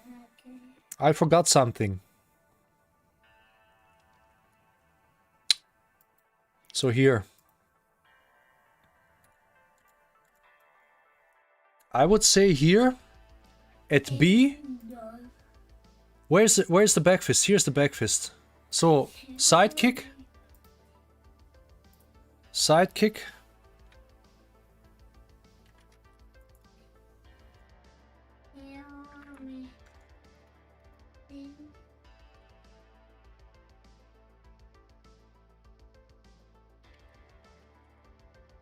So that's what I forget. So rear leg side kick. So you need both side kicks being good, because especially when it comes to multiple opponents.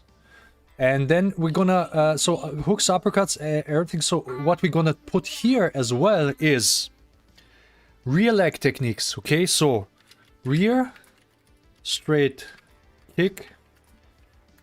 Okay, that's what I forgot. Rear hook kick. So it's here, and then rear side kick. Rear means you kick to the front, but with rear leg. Okay. So knee attacks, sweep kick. We put sweep kick here. Sweep kick. Okay. Sometimes you can use it. It's not so important, but you can use it. Okay. Sweep kick. It's more tier D, so that you would use it really rare. Okay. So now it's here. Okay. So rear leg techniques. So don't forget that one. So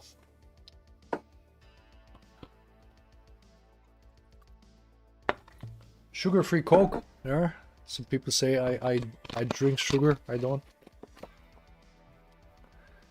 Oblique kick, no oblique kick. Forget about oblique kick. Bullshit.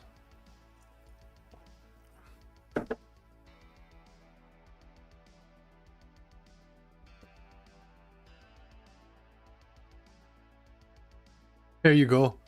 There you have your oblique kick.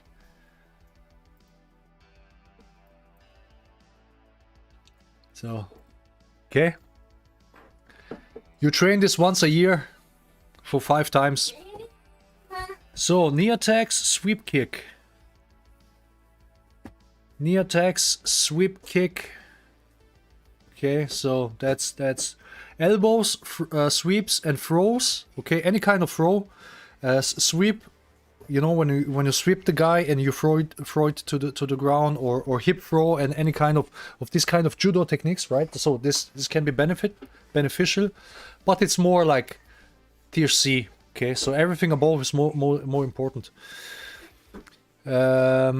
Rear front kick with feint punches is effective. Yeah, I mean, you can use this. You can use the front leg for that. So you would use more the front leg. The real one you would use when the front leg is for your kick is deflected or something, or your front leg is maybe injured, your ankle and then or everything. You can't land a kick because it would be too painful. Then you would use a rear leg, right? So. Hair grabs, chokes. I mean, you could be right. You could you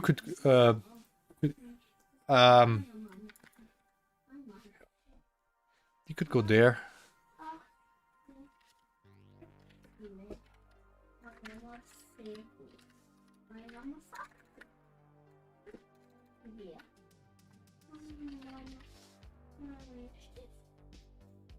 Grappling tactics. So you grab hair and stuff like this. Okay, and throw the guy. That's actually more or less here. Biting. Okay. Biting. You can place biting anywhere actually, but it's more close range because we are then here, right? So that's why biting is here. In close range, you would use more these ones. Okay. So. Small joint breaks. Yeah, forget about this. Okay, so that's. I mean, you could place it here if you need it, but that's not something you really train. Okay, or you just do it if you need it. It's similar like biting, but you would go more to the eyes. Okay. Spinning back kick. Forget about this spinning stuff. The back kick, the straight back kick, okay, the kick where you can turn. I mean, you don't go through the target, but you do it like karate or shirogeri, okay. So it's more like spinning and then side kick. I would place it here, okay. So to the C, so you would go here, spinning. Here.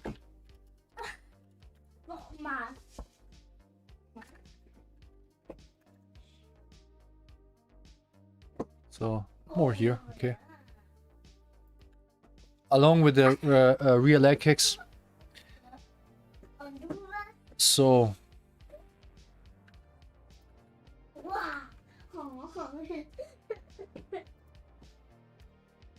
Over here. Oh, I can go there. I cannot bring it down. Okay, so that's how it is here. So, oblique kick. God damn. My brother-in-law in St. Louis Boxing Hall of Fame and wrestled in high school 20 years ago. I choked him out in self-defense scenario. Dictated what you'll do. Minus blue belt in Brazilian Jiu-Jitsu. I did the eye jab once, a blue belt. Inverted kick.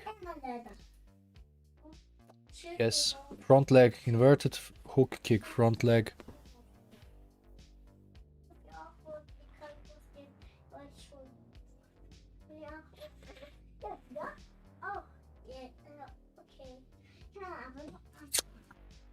Man, this could be S tier. This could be S tier. So lead hook kick, lead hook, lead side kick, inverted hook kick goes to the groin. This could be S tier. I mean, I train it very often, right? So it's important kick when the opponent is left side forward. Oh, I'm gonna put it here, right? So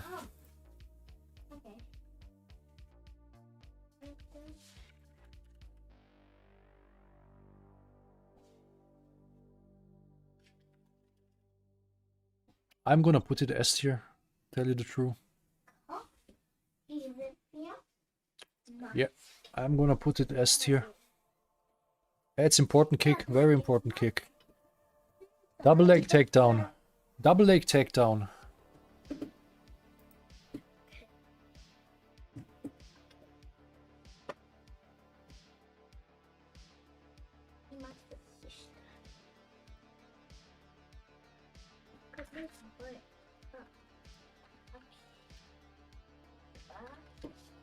So double leg takedown. I will put it D. Because you don't do this, you don't go for that. You want to hook the guy, you want to eye jab the guy, you don't want like bring him down and then kick him or punch him. That's I mean you can do this if you're too close, right? And you're already down and the guy steps at you and then you take his legs. But this is maybe sweep kick. Knee attacks. Takedowns. Maybe even E, right? So reverse hook kick. Yeah, that's the sweep kick. Hmm? That's a sweep kick.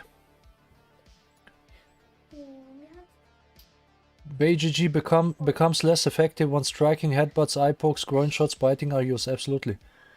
Grappling works the best in a environment where you take all these things out. Stop.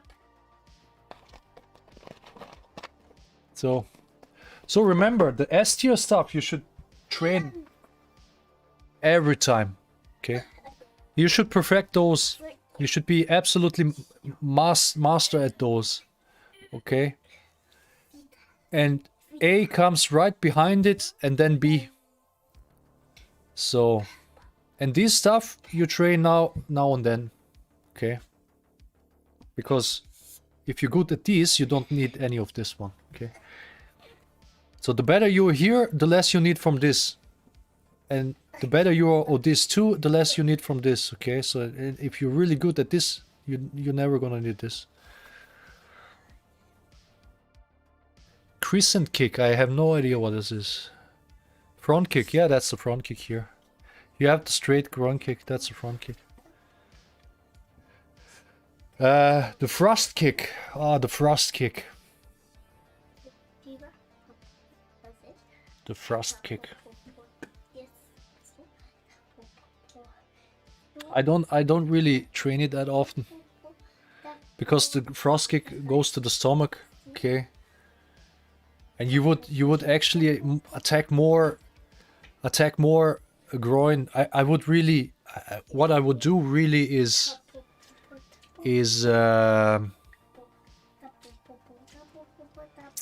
eliminate this technique maybe. Okay. Leg obstruction. I forgot about leg obstruction. So where do we go with leg obstruction? I like side kicks. I think side kicks is more valuable than leg obstruction. I would put it here.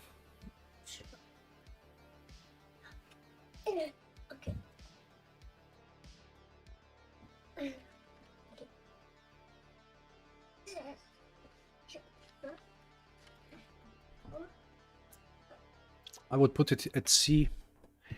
Eventually B,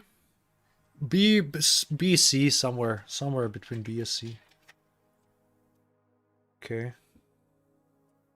Sprawling. What's sprawling? That's tactic, or you punch, yeah.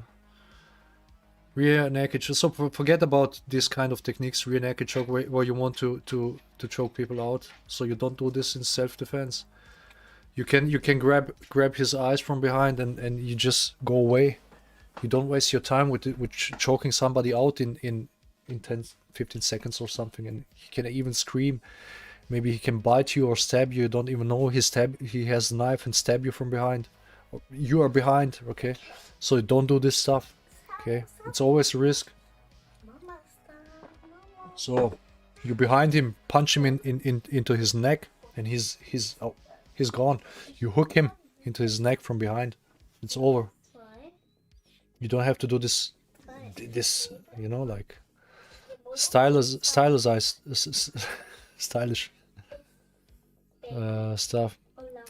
Hence why I said minimum blue belt in Brazilian Jiu-Jitsu, just you need base boxing, wrestling.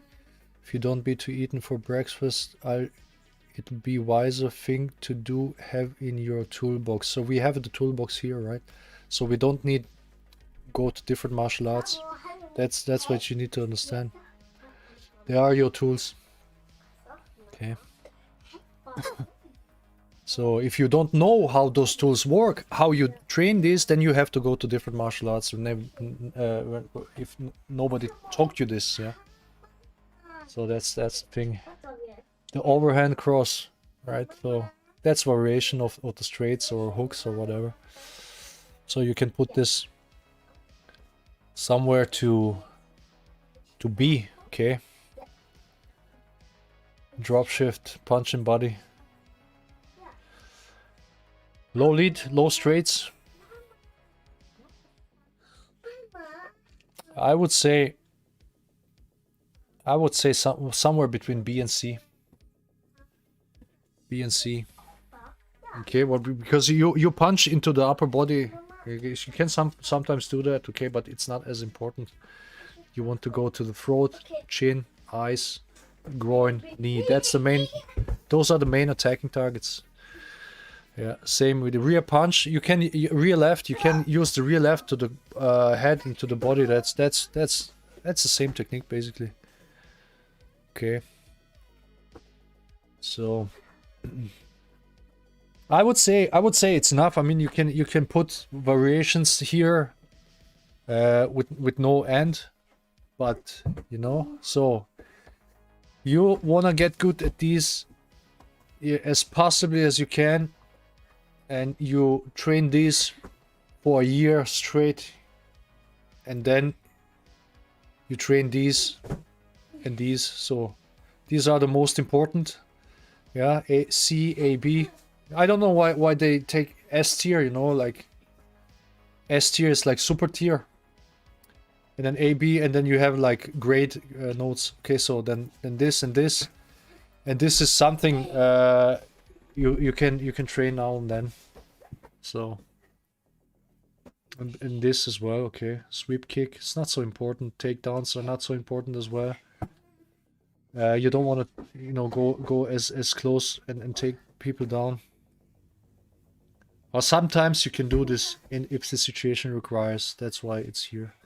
So you have everything you need here. Footwork. These techniques include all the footwork you need for these techniques. Okay, including shifting angles and everything. Okay. So Thomas, do you have any thoughts why Bruce and Sammo Hung fight in a headlock?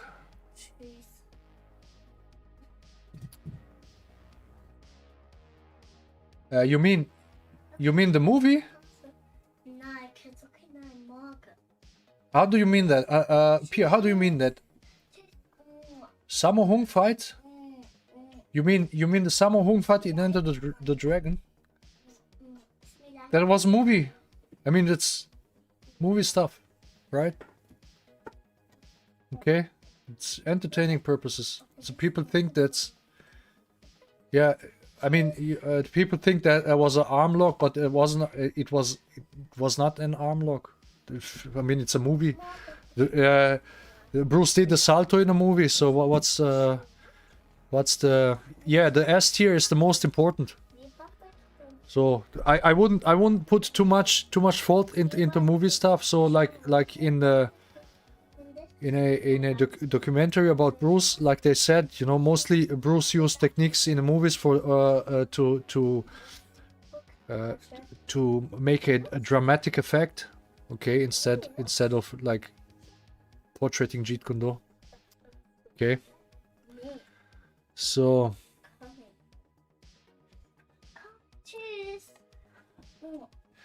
attack with palms, hands, something like anti-back fist to the ear. I know. So open palm attacks. Yeah, that's somewhere in C or something. Okay, maybe even D. Okay, so you can do this.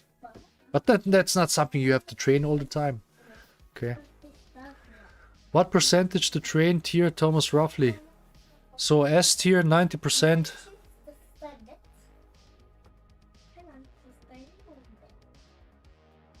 S tier 100% until you get really good at it, and then you take A and B and you take these and you train them like 80-90% until you get good at those. Now, okay, so I would say like this. So tier S, you train 100% the first year. So you do like 100,000 reps each the first year, okay, or the first 2 years, however. Then you take this, then you take 50% this and 50% this, okay, until you get good at this. And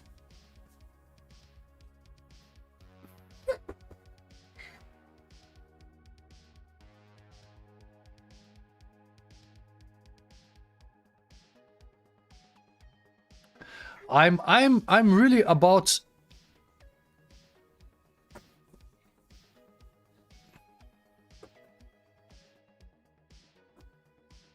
lead hook kick, lead side kick. So the first year or first 2 years depends on how much you train. You take this all the way, okay. And then when you're really good at this, then you take these two, okay, and you do 50% this and these two like 50%, okay, or you can do even 60% these two, okay, and then you get good at these ones, okay. So when you have these three, so that should be your goal, so you can do these three eventually, but this earlier than this two, okay, because A and B is, I mean, the hooks are important, but I don't put them at A, at B, right? So, and then at some point you now and then you train this, okay. Now and then you train this, okay. So, but these are clearly the most important. So you can take this like as a roadmap. You should train this the most, this then, and the hooks. I mean, I like to train hooks, right? I train hooks a lot, but I do more straight leads and then hooks, definitely. So okay, once you have mastered everything, you train how you feel.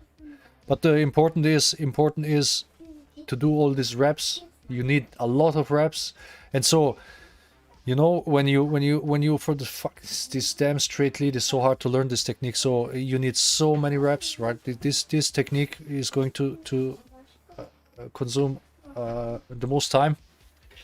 These are pretty easy to learn. Straight groin kick, hybrid groin kick. These are pretty easy to learn, but are important. The straight lead is very, very hard technique to learn.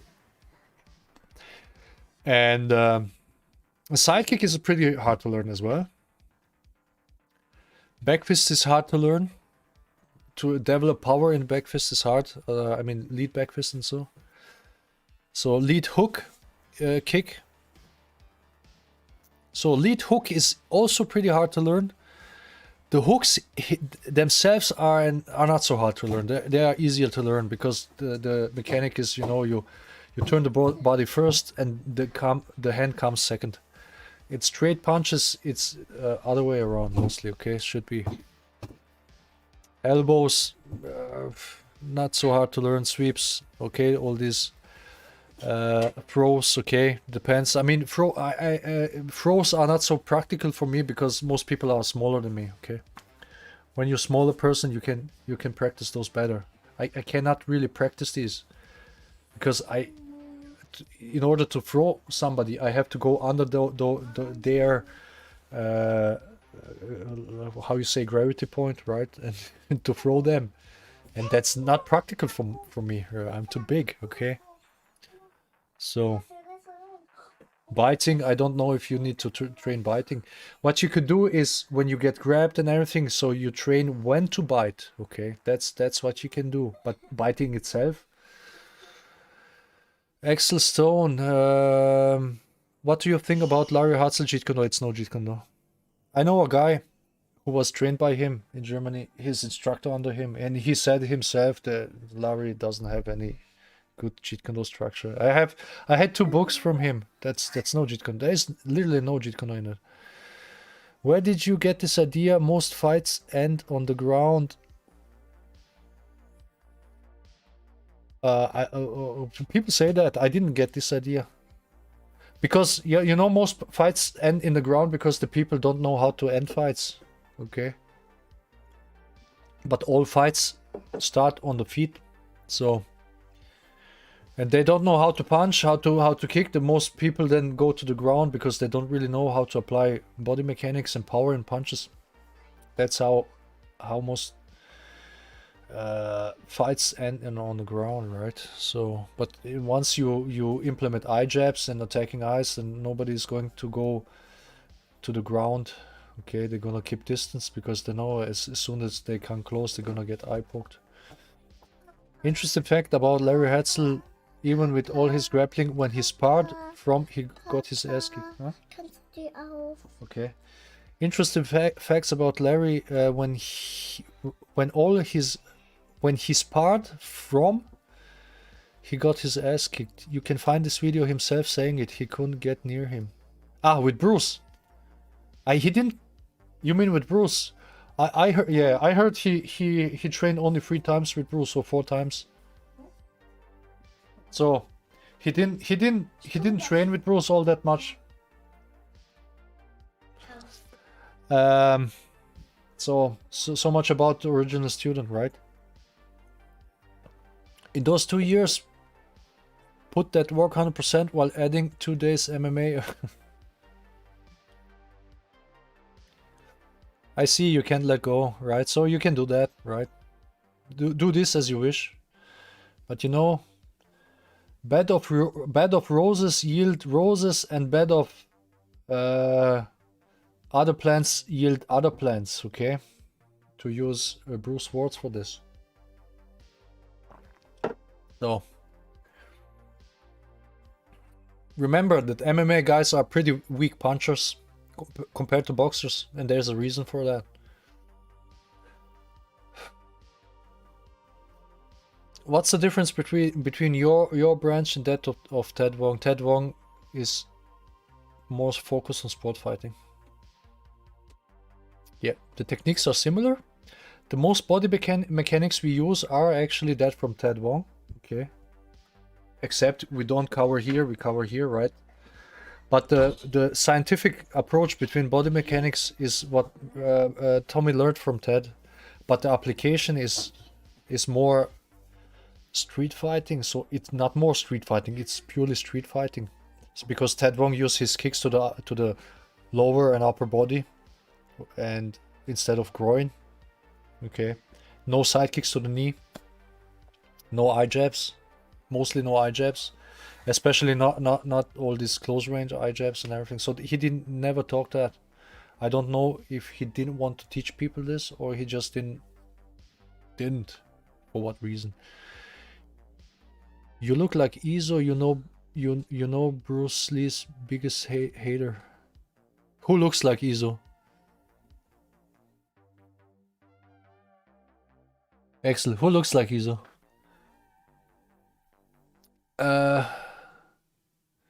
So,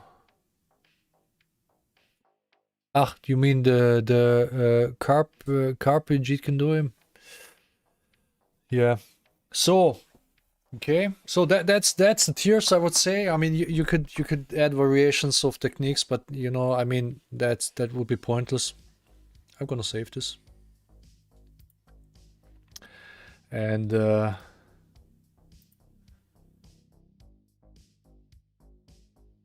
that's I mean, in the year 2009 I trained basically straight lead, groin kick, and side kicks. I didn't do anything else of S-tier techniques, right? For a year.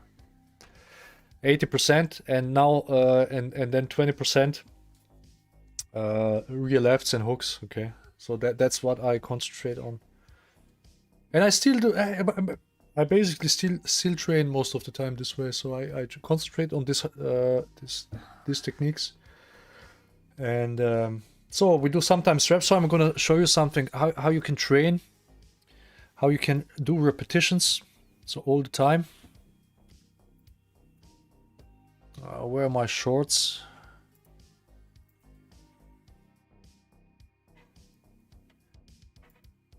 So there are my shorts. So here you go. So for example, in this drill, so you can do these drills with... Alina, was machst du da? So you can do these drills. There are different drills. There are videos of me training with Fabian. So training secrets or training insights. You can go on my page here, YouTube page here, and look for training insights. And there are 2 videos where I actually where you see. Can you see me training different stuff? So, and this clip here. So you can see here. I'm holding the pad on my left. And I'm punching with my right. So, and he's holding his pad on his right and he's punching with his left. And he's punching and I'm punching. And what I punch is the straight lead or right and a right hook combination. And he trains the left corkscrew and the left hook combination. And we do this back to back all the time, right? So I punch. So we recorded this after the training, so we both were tired here. So then I punch again, you know, and then he punches, you know, and then it's go and this goes in endless loop, right? So usually we do this kind of drills 10 minutes, and then we take a small break, like 1 minute or 30 seconds, and then we do next drill. So the next drill could be right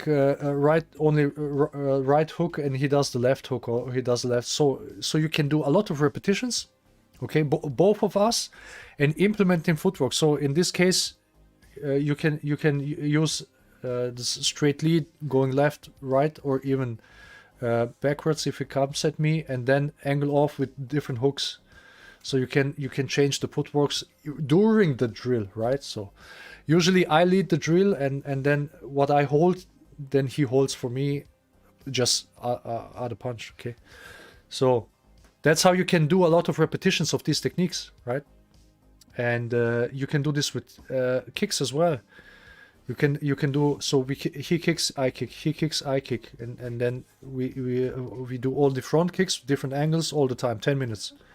And then side kicks all the time, 10 minutes. Okay, so you do 3 times 10 minutes, then you have 30 minutes punching, and then you do 3 times 10 minutes kicks, and you did half an hour kicking, and then you're done, right? Nein, nicht. Ja, nicht schneiden. Nein, nicht schneiden. Dann machst du kaputt. Nein. Ja, mach dann. Komm. Soll ich machen? So, my daughter wants me to cut the hair of this doll. You know? And I don't want to cut the hair of this doll. Nein, komm. Gehst du Mama machen. Frag Mama. Komm, die Leute gucken zu hier. Okay? Frag Mama. So the mama should do it. If she says yes, I don't want to. Okay, so you can do this. You can do this this drill. So you can do this endless punching drills, and you can go slow. You can concentrate on your form. You know, hand before foot and all the stuff, and turning hip on, and you know, right. So right footwork, everything, and you can speed up, and you can then go also for power and everything. So you work on refining the techniques. And Anyone saying MMA lacks JKD footwork? MMA has no JKD footwork. It has footwork, but it's no JKD footwork. Okay, so it's part of being a complete fighter. You need wrestling and beer fundamentals. I mean, when you're talking about sport, right? So Brazilian Jiu-Jitsu is judo. So you have to understand that that's judo. That's old school judo. You guys are lost. Well, that's the point. So they don't know how what's Jeet Kune is and how you train it, how you apply it. So that the moment they come into contact, they want to strangle people. You don't do this, right? So you go to the eyes, you rip the eye off, you rip the eye jab. So you're in the street, right? So somebody wants to rape your wife, and there are maybe 3 or 4 guys, and you're with your wife there and your kid, and you want to strangle somebody. No. That's the situation you're gonna use this for. Okay. And not go top mount and then try to do side mount and whatever. Okay. Bruce Lee did judo, Japanese jiu-jitsu, wrestling. He didn't mix any of them. No. Moses, or you getting up of sambo judo slam? Okay, so you learn this skill set in Jeet Kune like wrestling to stay on your feet, dummy. Papa, cook so many tea. I teach MMA. So you teach MMA, but you don't teach Jeet Kune. I mean, good for you, right? So many tea. Was hat die Mama gesagt? Hast du Mama gefragt? Ja, geh fragen, ob ich... So many tea. Okay. Da. Aber nicht die. Ja. Okay, gib her. So, guys, I have to cut this hair. I don't care now. It's so shit. The scissors are too bad. Yeah. Yeah. Aber ich kann das nicht. Yeah. Here, there you go. Oh, gib die Haare. Sieht scheiße aus. Gib die. Ja, nein, mal, das zeig schmeiß ich mal. weg. Zeig mal. Guck mal. Nein, hier. Oha. So, now I have ruined the doll, right?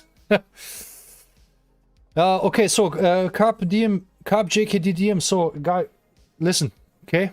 So we all have martial arts experience, and you have decided to do MMA. We don't do MMA. I mean, right? So you're here for Jeet Kune, and we're here for Jeet Kune.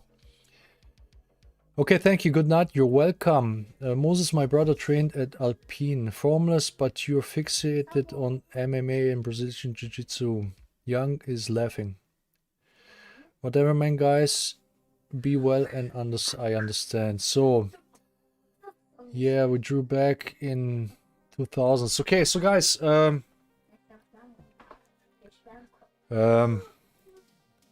so we have our tier list. Train this if you want to get good at Jeet Kune. Hopefully you know how to train this. And if you don't know, you have to look into other martial arts. That's as simple as that, right? So that's how most people mix different martial arts, calling it Jeet Kune, because they don't know real Jeet Kune techniques. It's not just philosophy, it's body mechanics. Footwork and application. And yeah, that's what it is.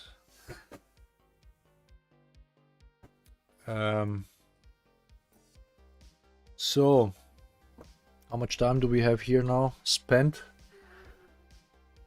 2:47.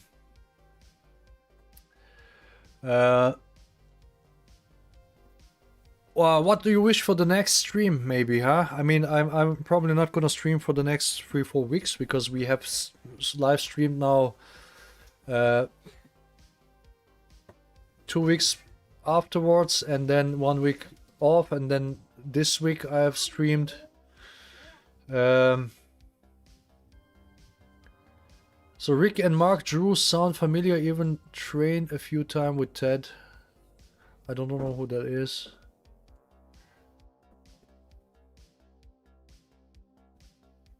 I don't know who that is.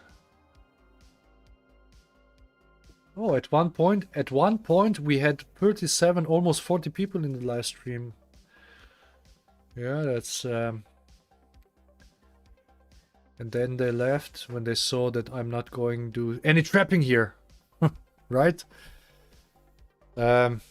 So I'm gonna show you for a second something so you can see that. So you can see what I mean.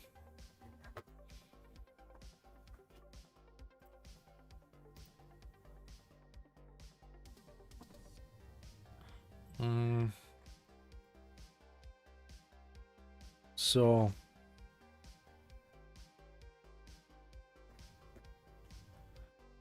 where are these? Oh, there you go. I guess it's here. So now watch. Okay, so these are some training insights of myself. So I'm gonna put the music off because... Okay, so what we do here is just repeating the straight lead, right? So usually when you coach the straight lead as a coach, you have your pad on the right. But as we are punching back to back, so we are punching with the right hand, we can't hold the at the same time the pad with the right hand. So that's why you would hold it here with the left, okay? So, and then you go here and you go sometime fast, okay? And with power, and you go through the pad, and sometimes you go slow and slow down, and you try to use a footwork. You can change level, okay? So, and then, so your straight lead, right? And then the next one is gonna be so the next one is he's holding left. So I'm punching with my left and I'm holding the pad with the right, so he's going to punch the right hook. So right, so I'm going for the corkscrew and he's going for the lead hook, okay? And then repeating and different footworks, yeah. So I'm warming the left side up. Going here, going there, right? So and then you can speed up. So you chain. Okay, now we have switched. Now he's doing the rear left, and I'm doing the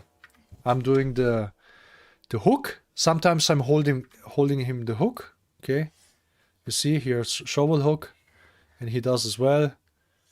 And then here again. Okay, so you can do different angles and different for different hooks and different footwork as well.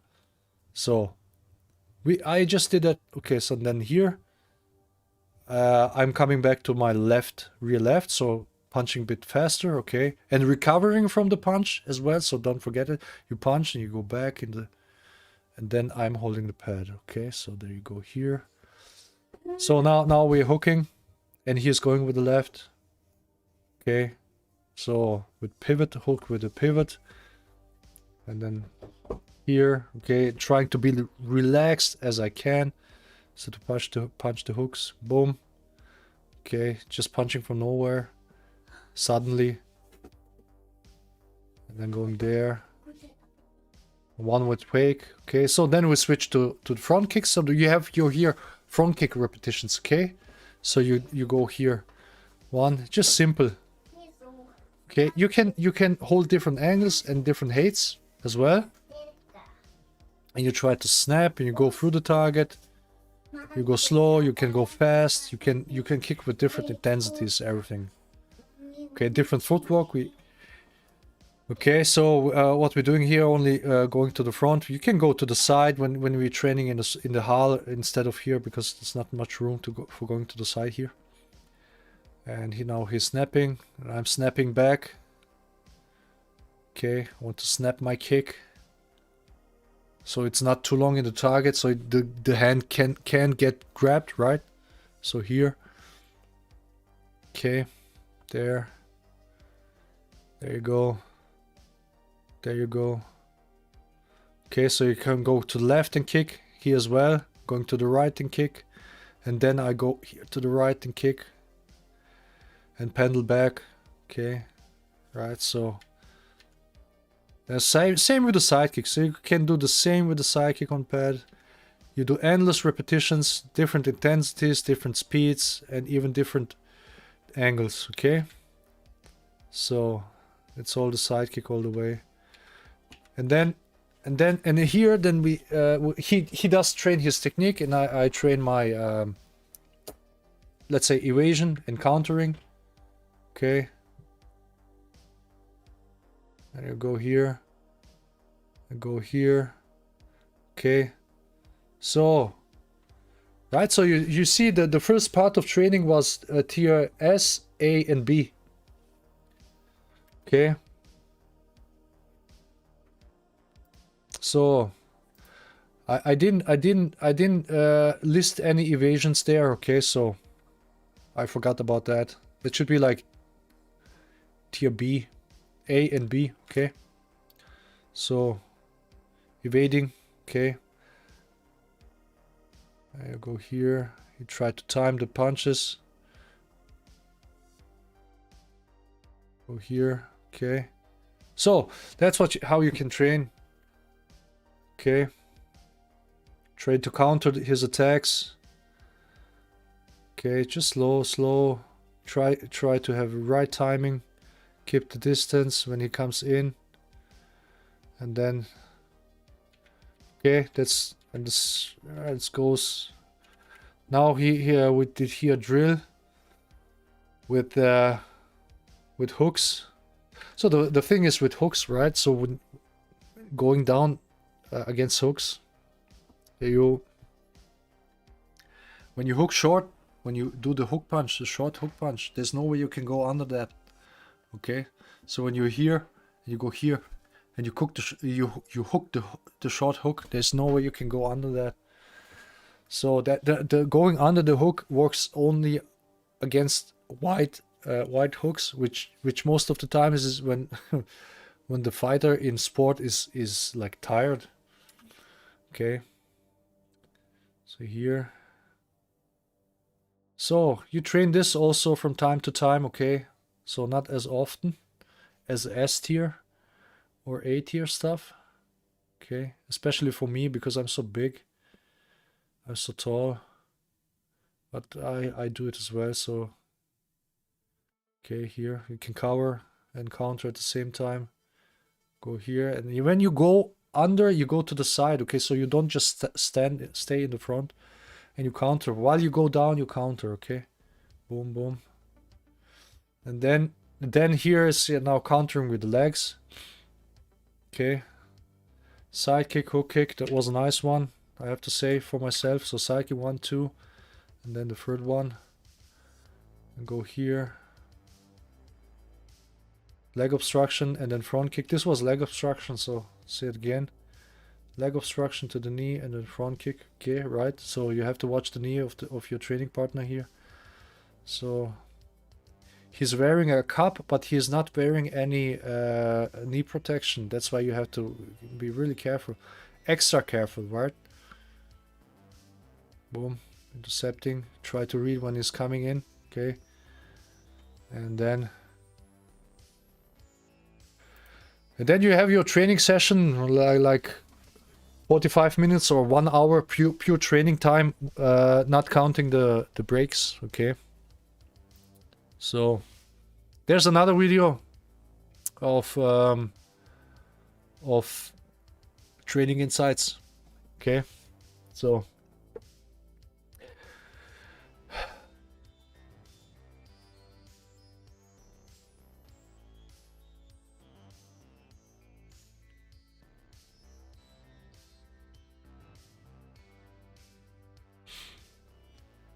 so the thing was about JKD is, okay, so I'm gonna show you one quote again, because most people get this really wrong about Jeet Kune, okay?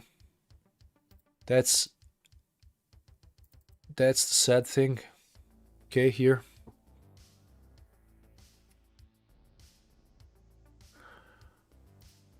Okay, so thus to other styles, being wise in Jeet Kune doesn't mean adding more.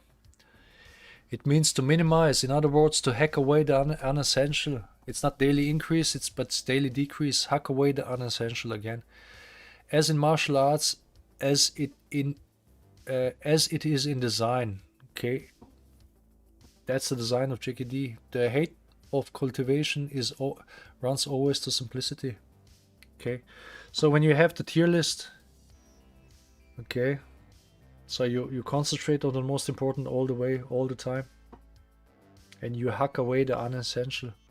So you have the things here that work the best in any situation. They are on the top, okay, and the things that work only in certain situations, they're on the bottom.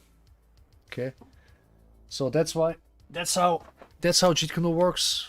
And when you read this, that's mostly exactly the opposite of most of the people who do Jeet Kune. They do exactly the opposite of this. Okay, here again, guys. Okay, so it's not just mixing stuff. The thing is, if you don't know Jeet Kune, if you never have learned the Jeet Kune, the original stuff, the how the techniques are, then how you apply these, then you don't know how to apply this. Okay, because you don't have anything to hack away. You have to train other martial arts and discover your own way of fighting, which is mostly like every other MMA. You know, you're just gonna stick in this sport mindset. Let's say you take Muay Thai. Okay, so how you can modify Muay Thai? You can say, well, okay, how do they use Muay? You turn it around. You say, okay, place strong side forward in Muay Thai. Okay, and now concentrate on using. Now concentrate on using the lead tools because it's strong sides forward. Then you, of course, you're gonna need to develop a strong lead jab. Okay, then you're gonna figure out how can I implement my footwork to make this punch even stronger. Okay, then you're gonna say, okay, so instead of kicking to the thigh, I'm gonna kick to the groin. Then you have to modify this kick because it's going to the groin. You don't need as much exaggeration of this technique. Okay, you have to modify this technique according to the target. Okay, and then you say, okay, do Muay Thai does Muay Thai even have sidekicks? Then you say, okay, so we're gonna attack also knees. So we're gonna try to kick through knee. So when the opponent is away, a kick from the front against the knee, against the movement of the joint. So you have to kick it from the front. So you need sidekick for this, and then you have to need to develop a sidekick that is non-telegraphic, but still powerful. And there's only so many ways you can do this. And this is then the way how you would actually change Muay Thai, which is and inevitably is going to look like more something like you would do in Jeet Kune. This would be the evolution of Muay Thai if Bruce started with Muay Thai instead of Wing Chun. Okay. So you could apply to all martial arts Jeet Kune principles, and you would evolve them, you would change them. So take Brazilian Jiu-Jitsu. Okay. So you say to Brazilian Jiu-Jitsu, now you attack eyes. You can rip eyes out. The whole martial arts is going to change pretty quickly. Okay. But there you go. So just think about this. Think it in perspective of logic, and not in perspective of emotion. Okay. If you're too emotional about your style, you're never gonna change anything. Du musst so bei mir Haare machen. Okay, ich kann das nicht. Doch. Nein. Doch. Du musst da nur einmal Mhm, okay. und einmal daher. Kannst doch mal. Du musst nicht da machen. Okay. Du musst nur so und so wie Mama. Okay. No. My little daughter, she's 4.5. So, right? So when you change the rules, or you change the tactics, or the targets, the goals of the martial arts has to change. Okay, and that's how Jeet Kune evolved, and it evolved pretty quickly. What happened with Jeet Kune when Bruce started to develop martial art? You had a pretty clear picture of it. What happened over the years was the refinement. So how you get from with the side kick to the knee more efficiently, more quickly, and more concealed. How you get with the kick to the groin more concealed and more efficiently, more quickly. How you get with your lead hand to the target, like here, or here, more quickly and efficiently. That's what evolved. Okay, evolved. The footwork, the delivery system for these techniques. In one interview, Bruce said how over the time Bruce Lee's lead punch over the years went from a more curved path to more straight path. As he got better at this punch, it got more straight. Okay, this is how Jeet Kune evolves. But you have a set of principles of Jeet Kune. So guys, you have always to remember, anybody who trains, for what you're gonna use this. Okay, so where you have no rules, and then you can use this set of no rules to your benefit. Okay,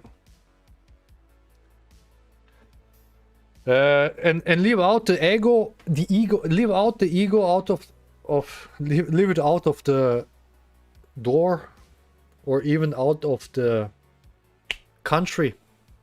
Okay, so anything we do here should benefit you when you come in a situation. So this is how you should look at this. This is not some ego thing about your Jeet Kune. This is about how can this benefit yourself in a fight. Okay, and this is what Bruce Lee was looking for. Okay, not some free for everybody free like Lego system. Everybody does his own Jeet Kune, because like Bruce said, as long as everybody has two hands and two legs, there's no need for different martial art, in sense of the human body can be used only at so many ways efficiently. Okay, so guys, I would say let's wrap it up for today, and I'm gonna post afterwards another short. Okay, so you can watch this. Thanks for being here. Thanks for contribution, right?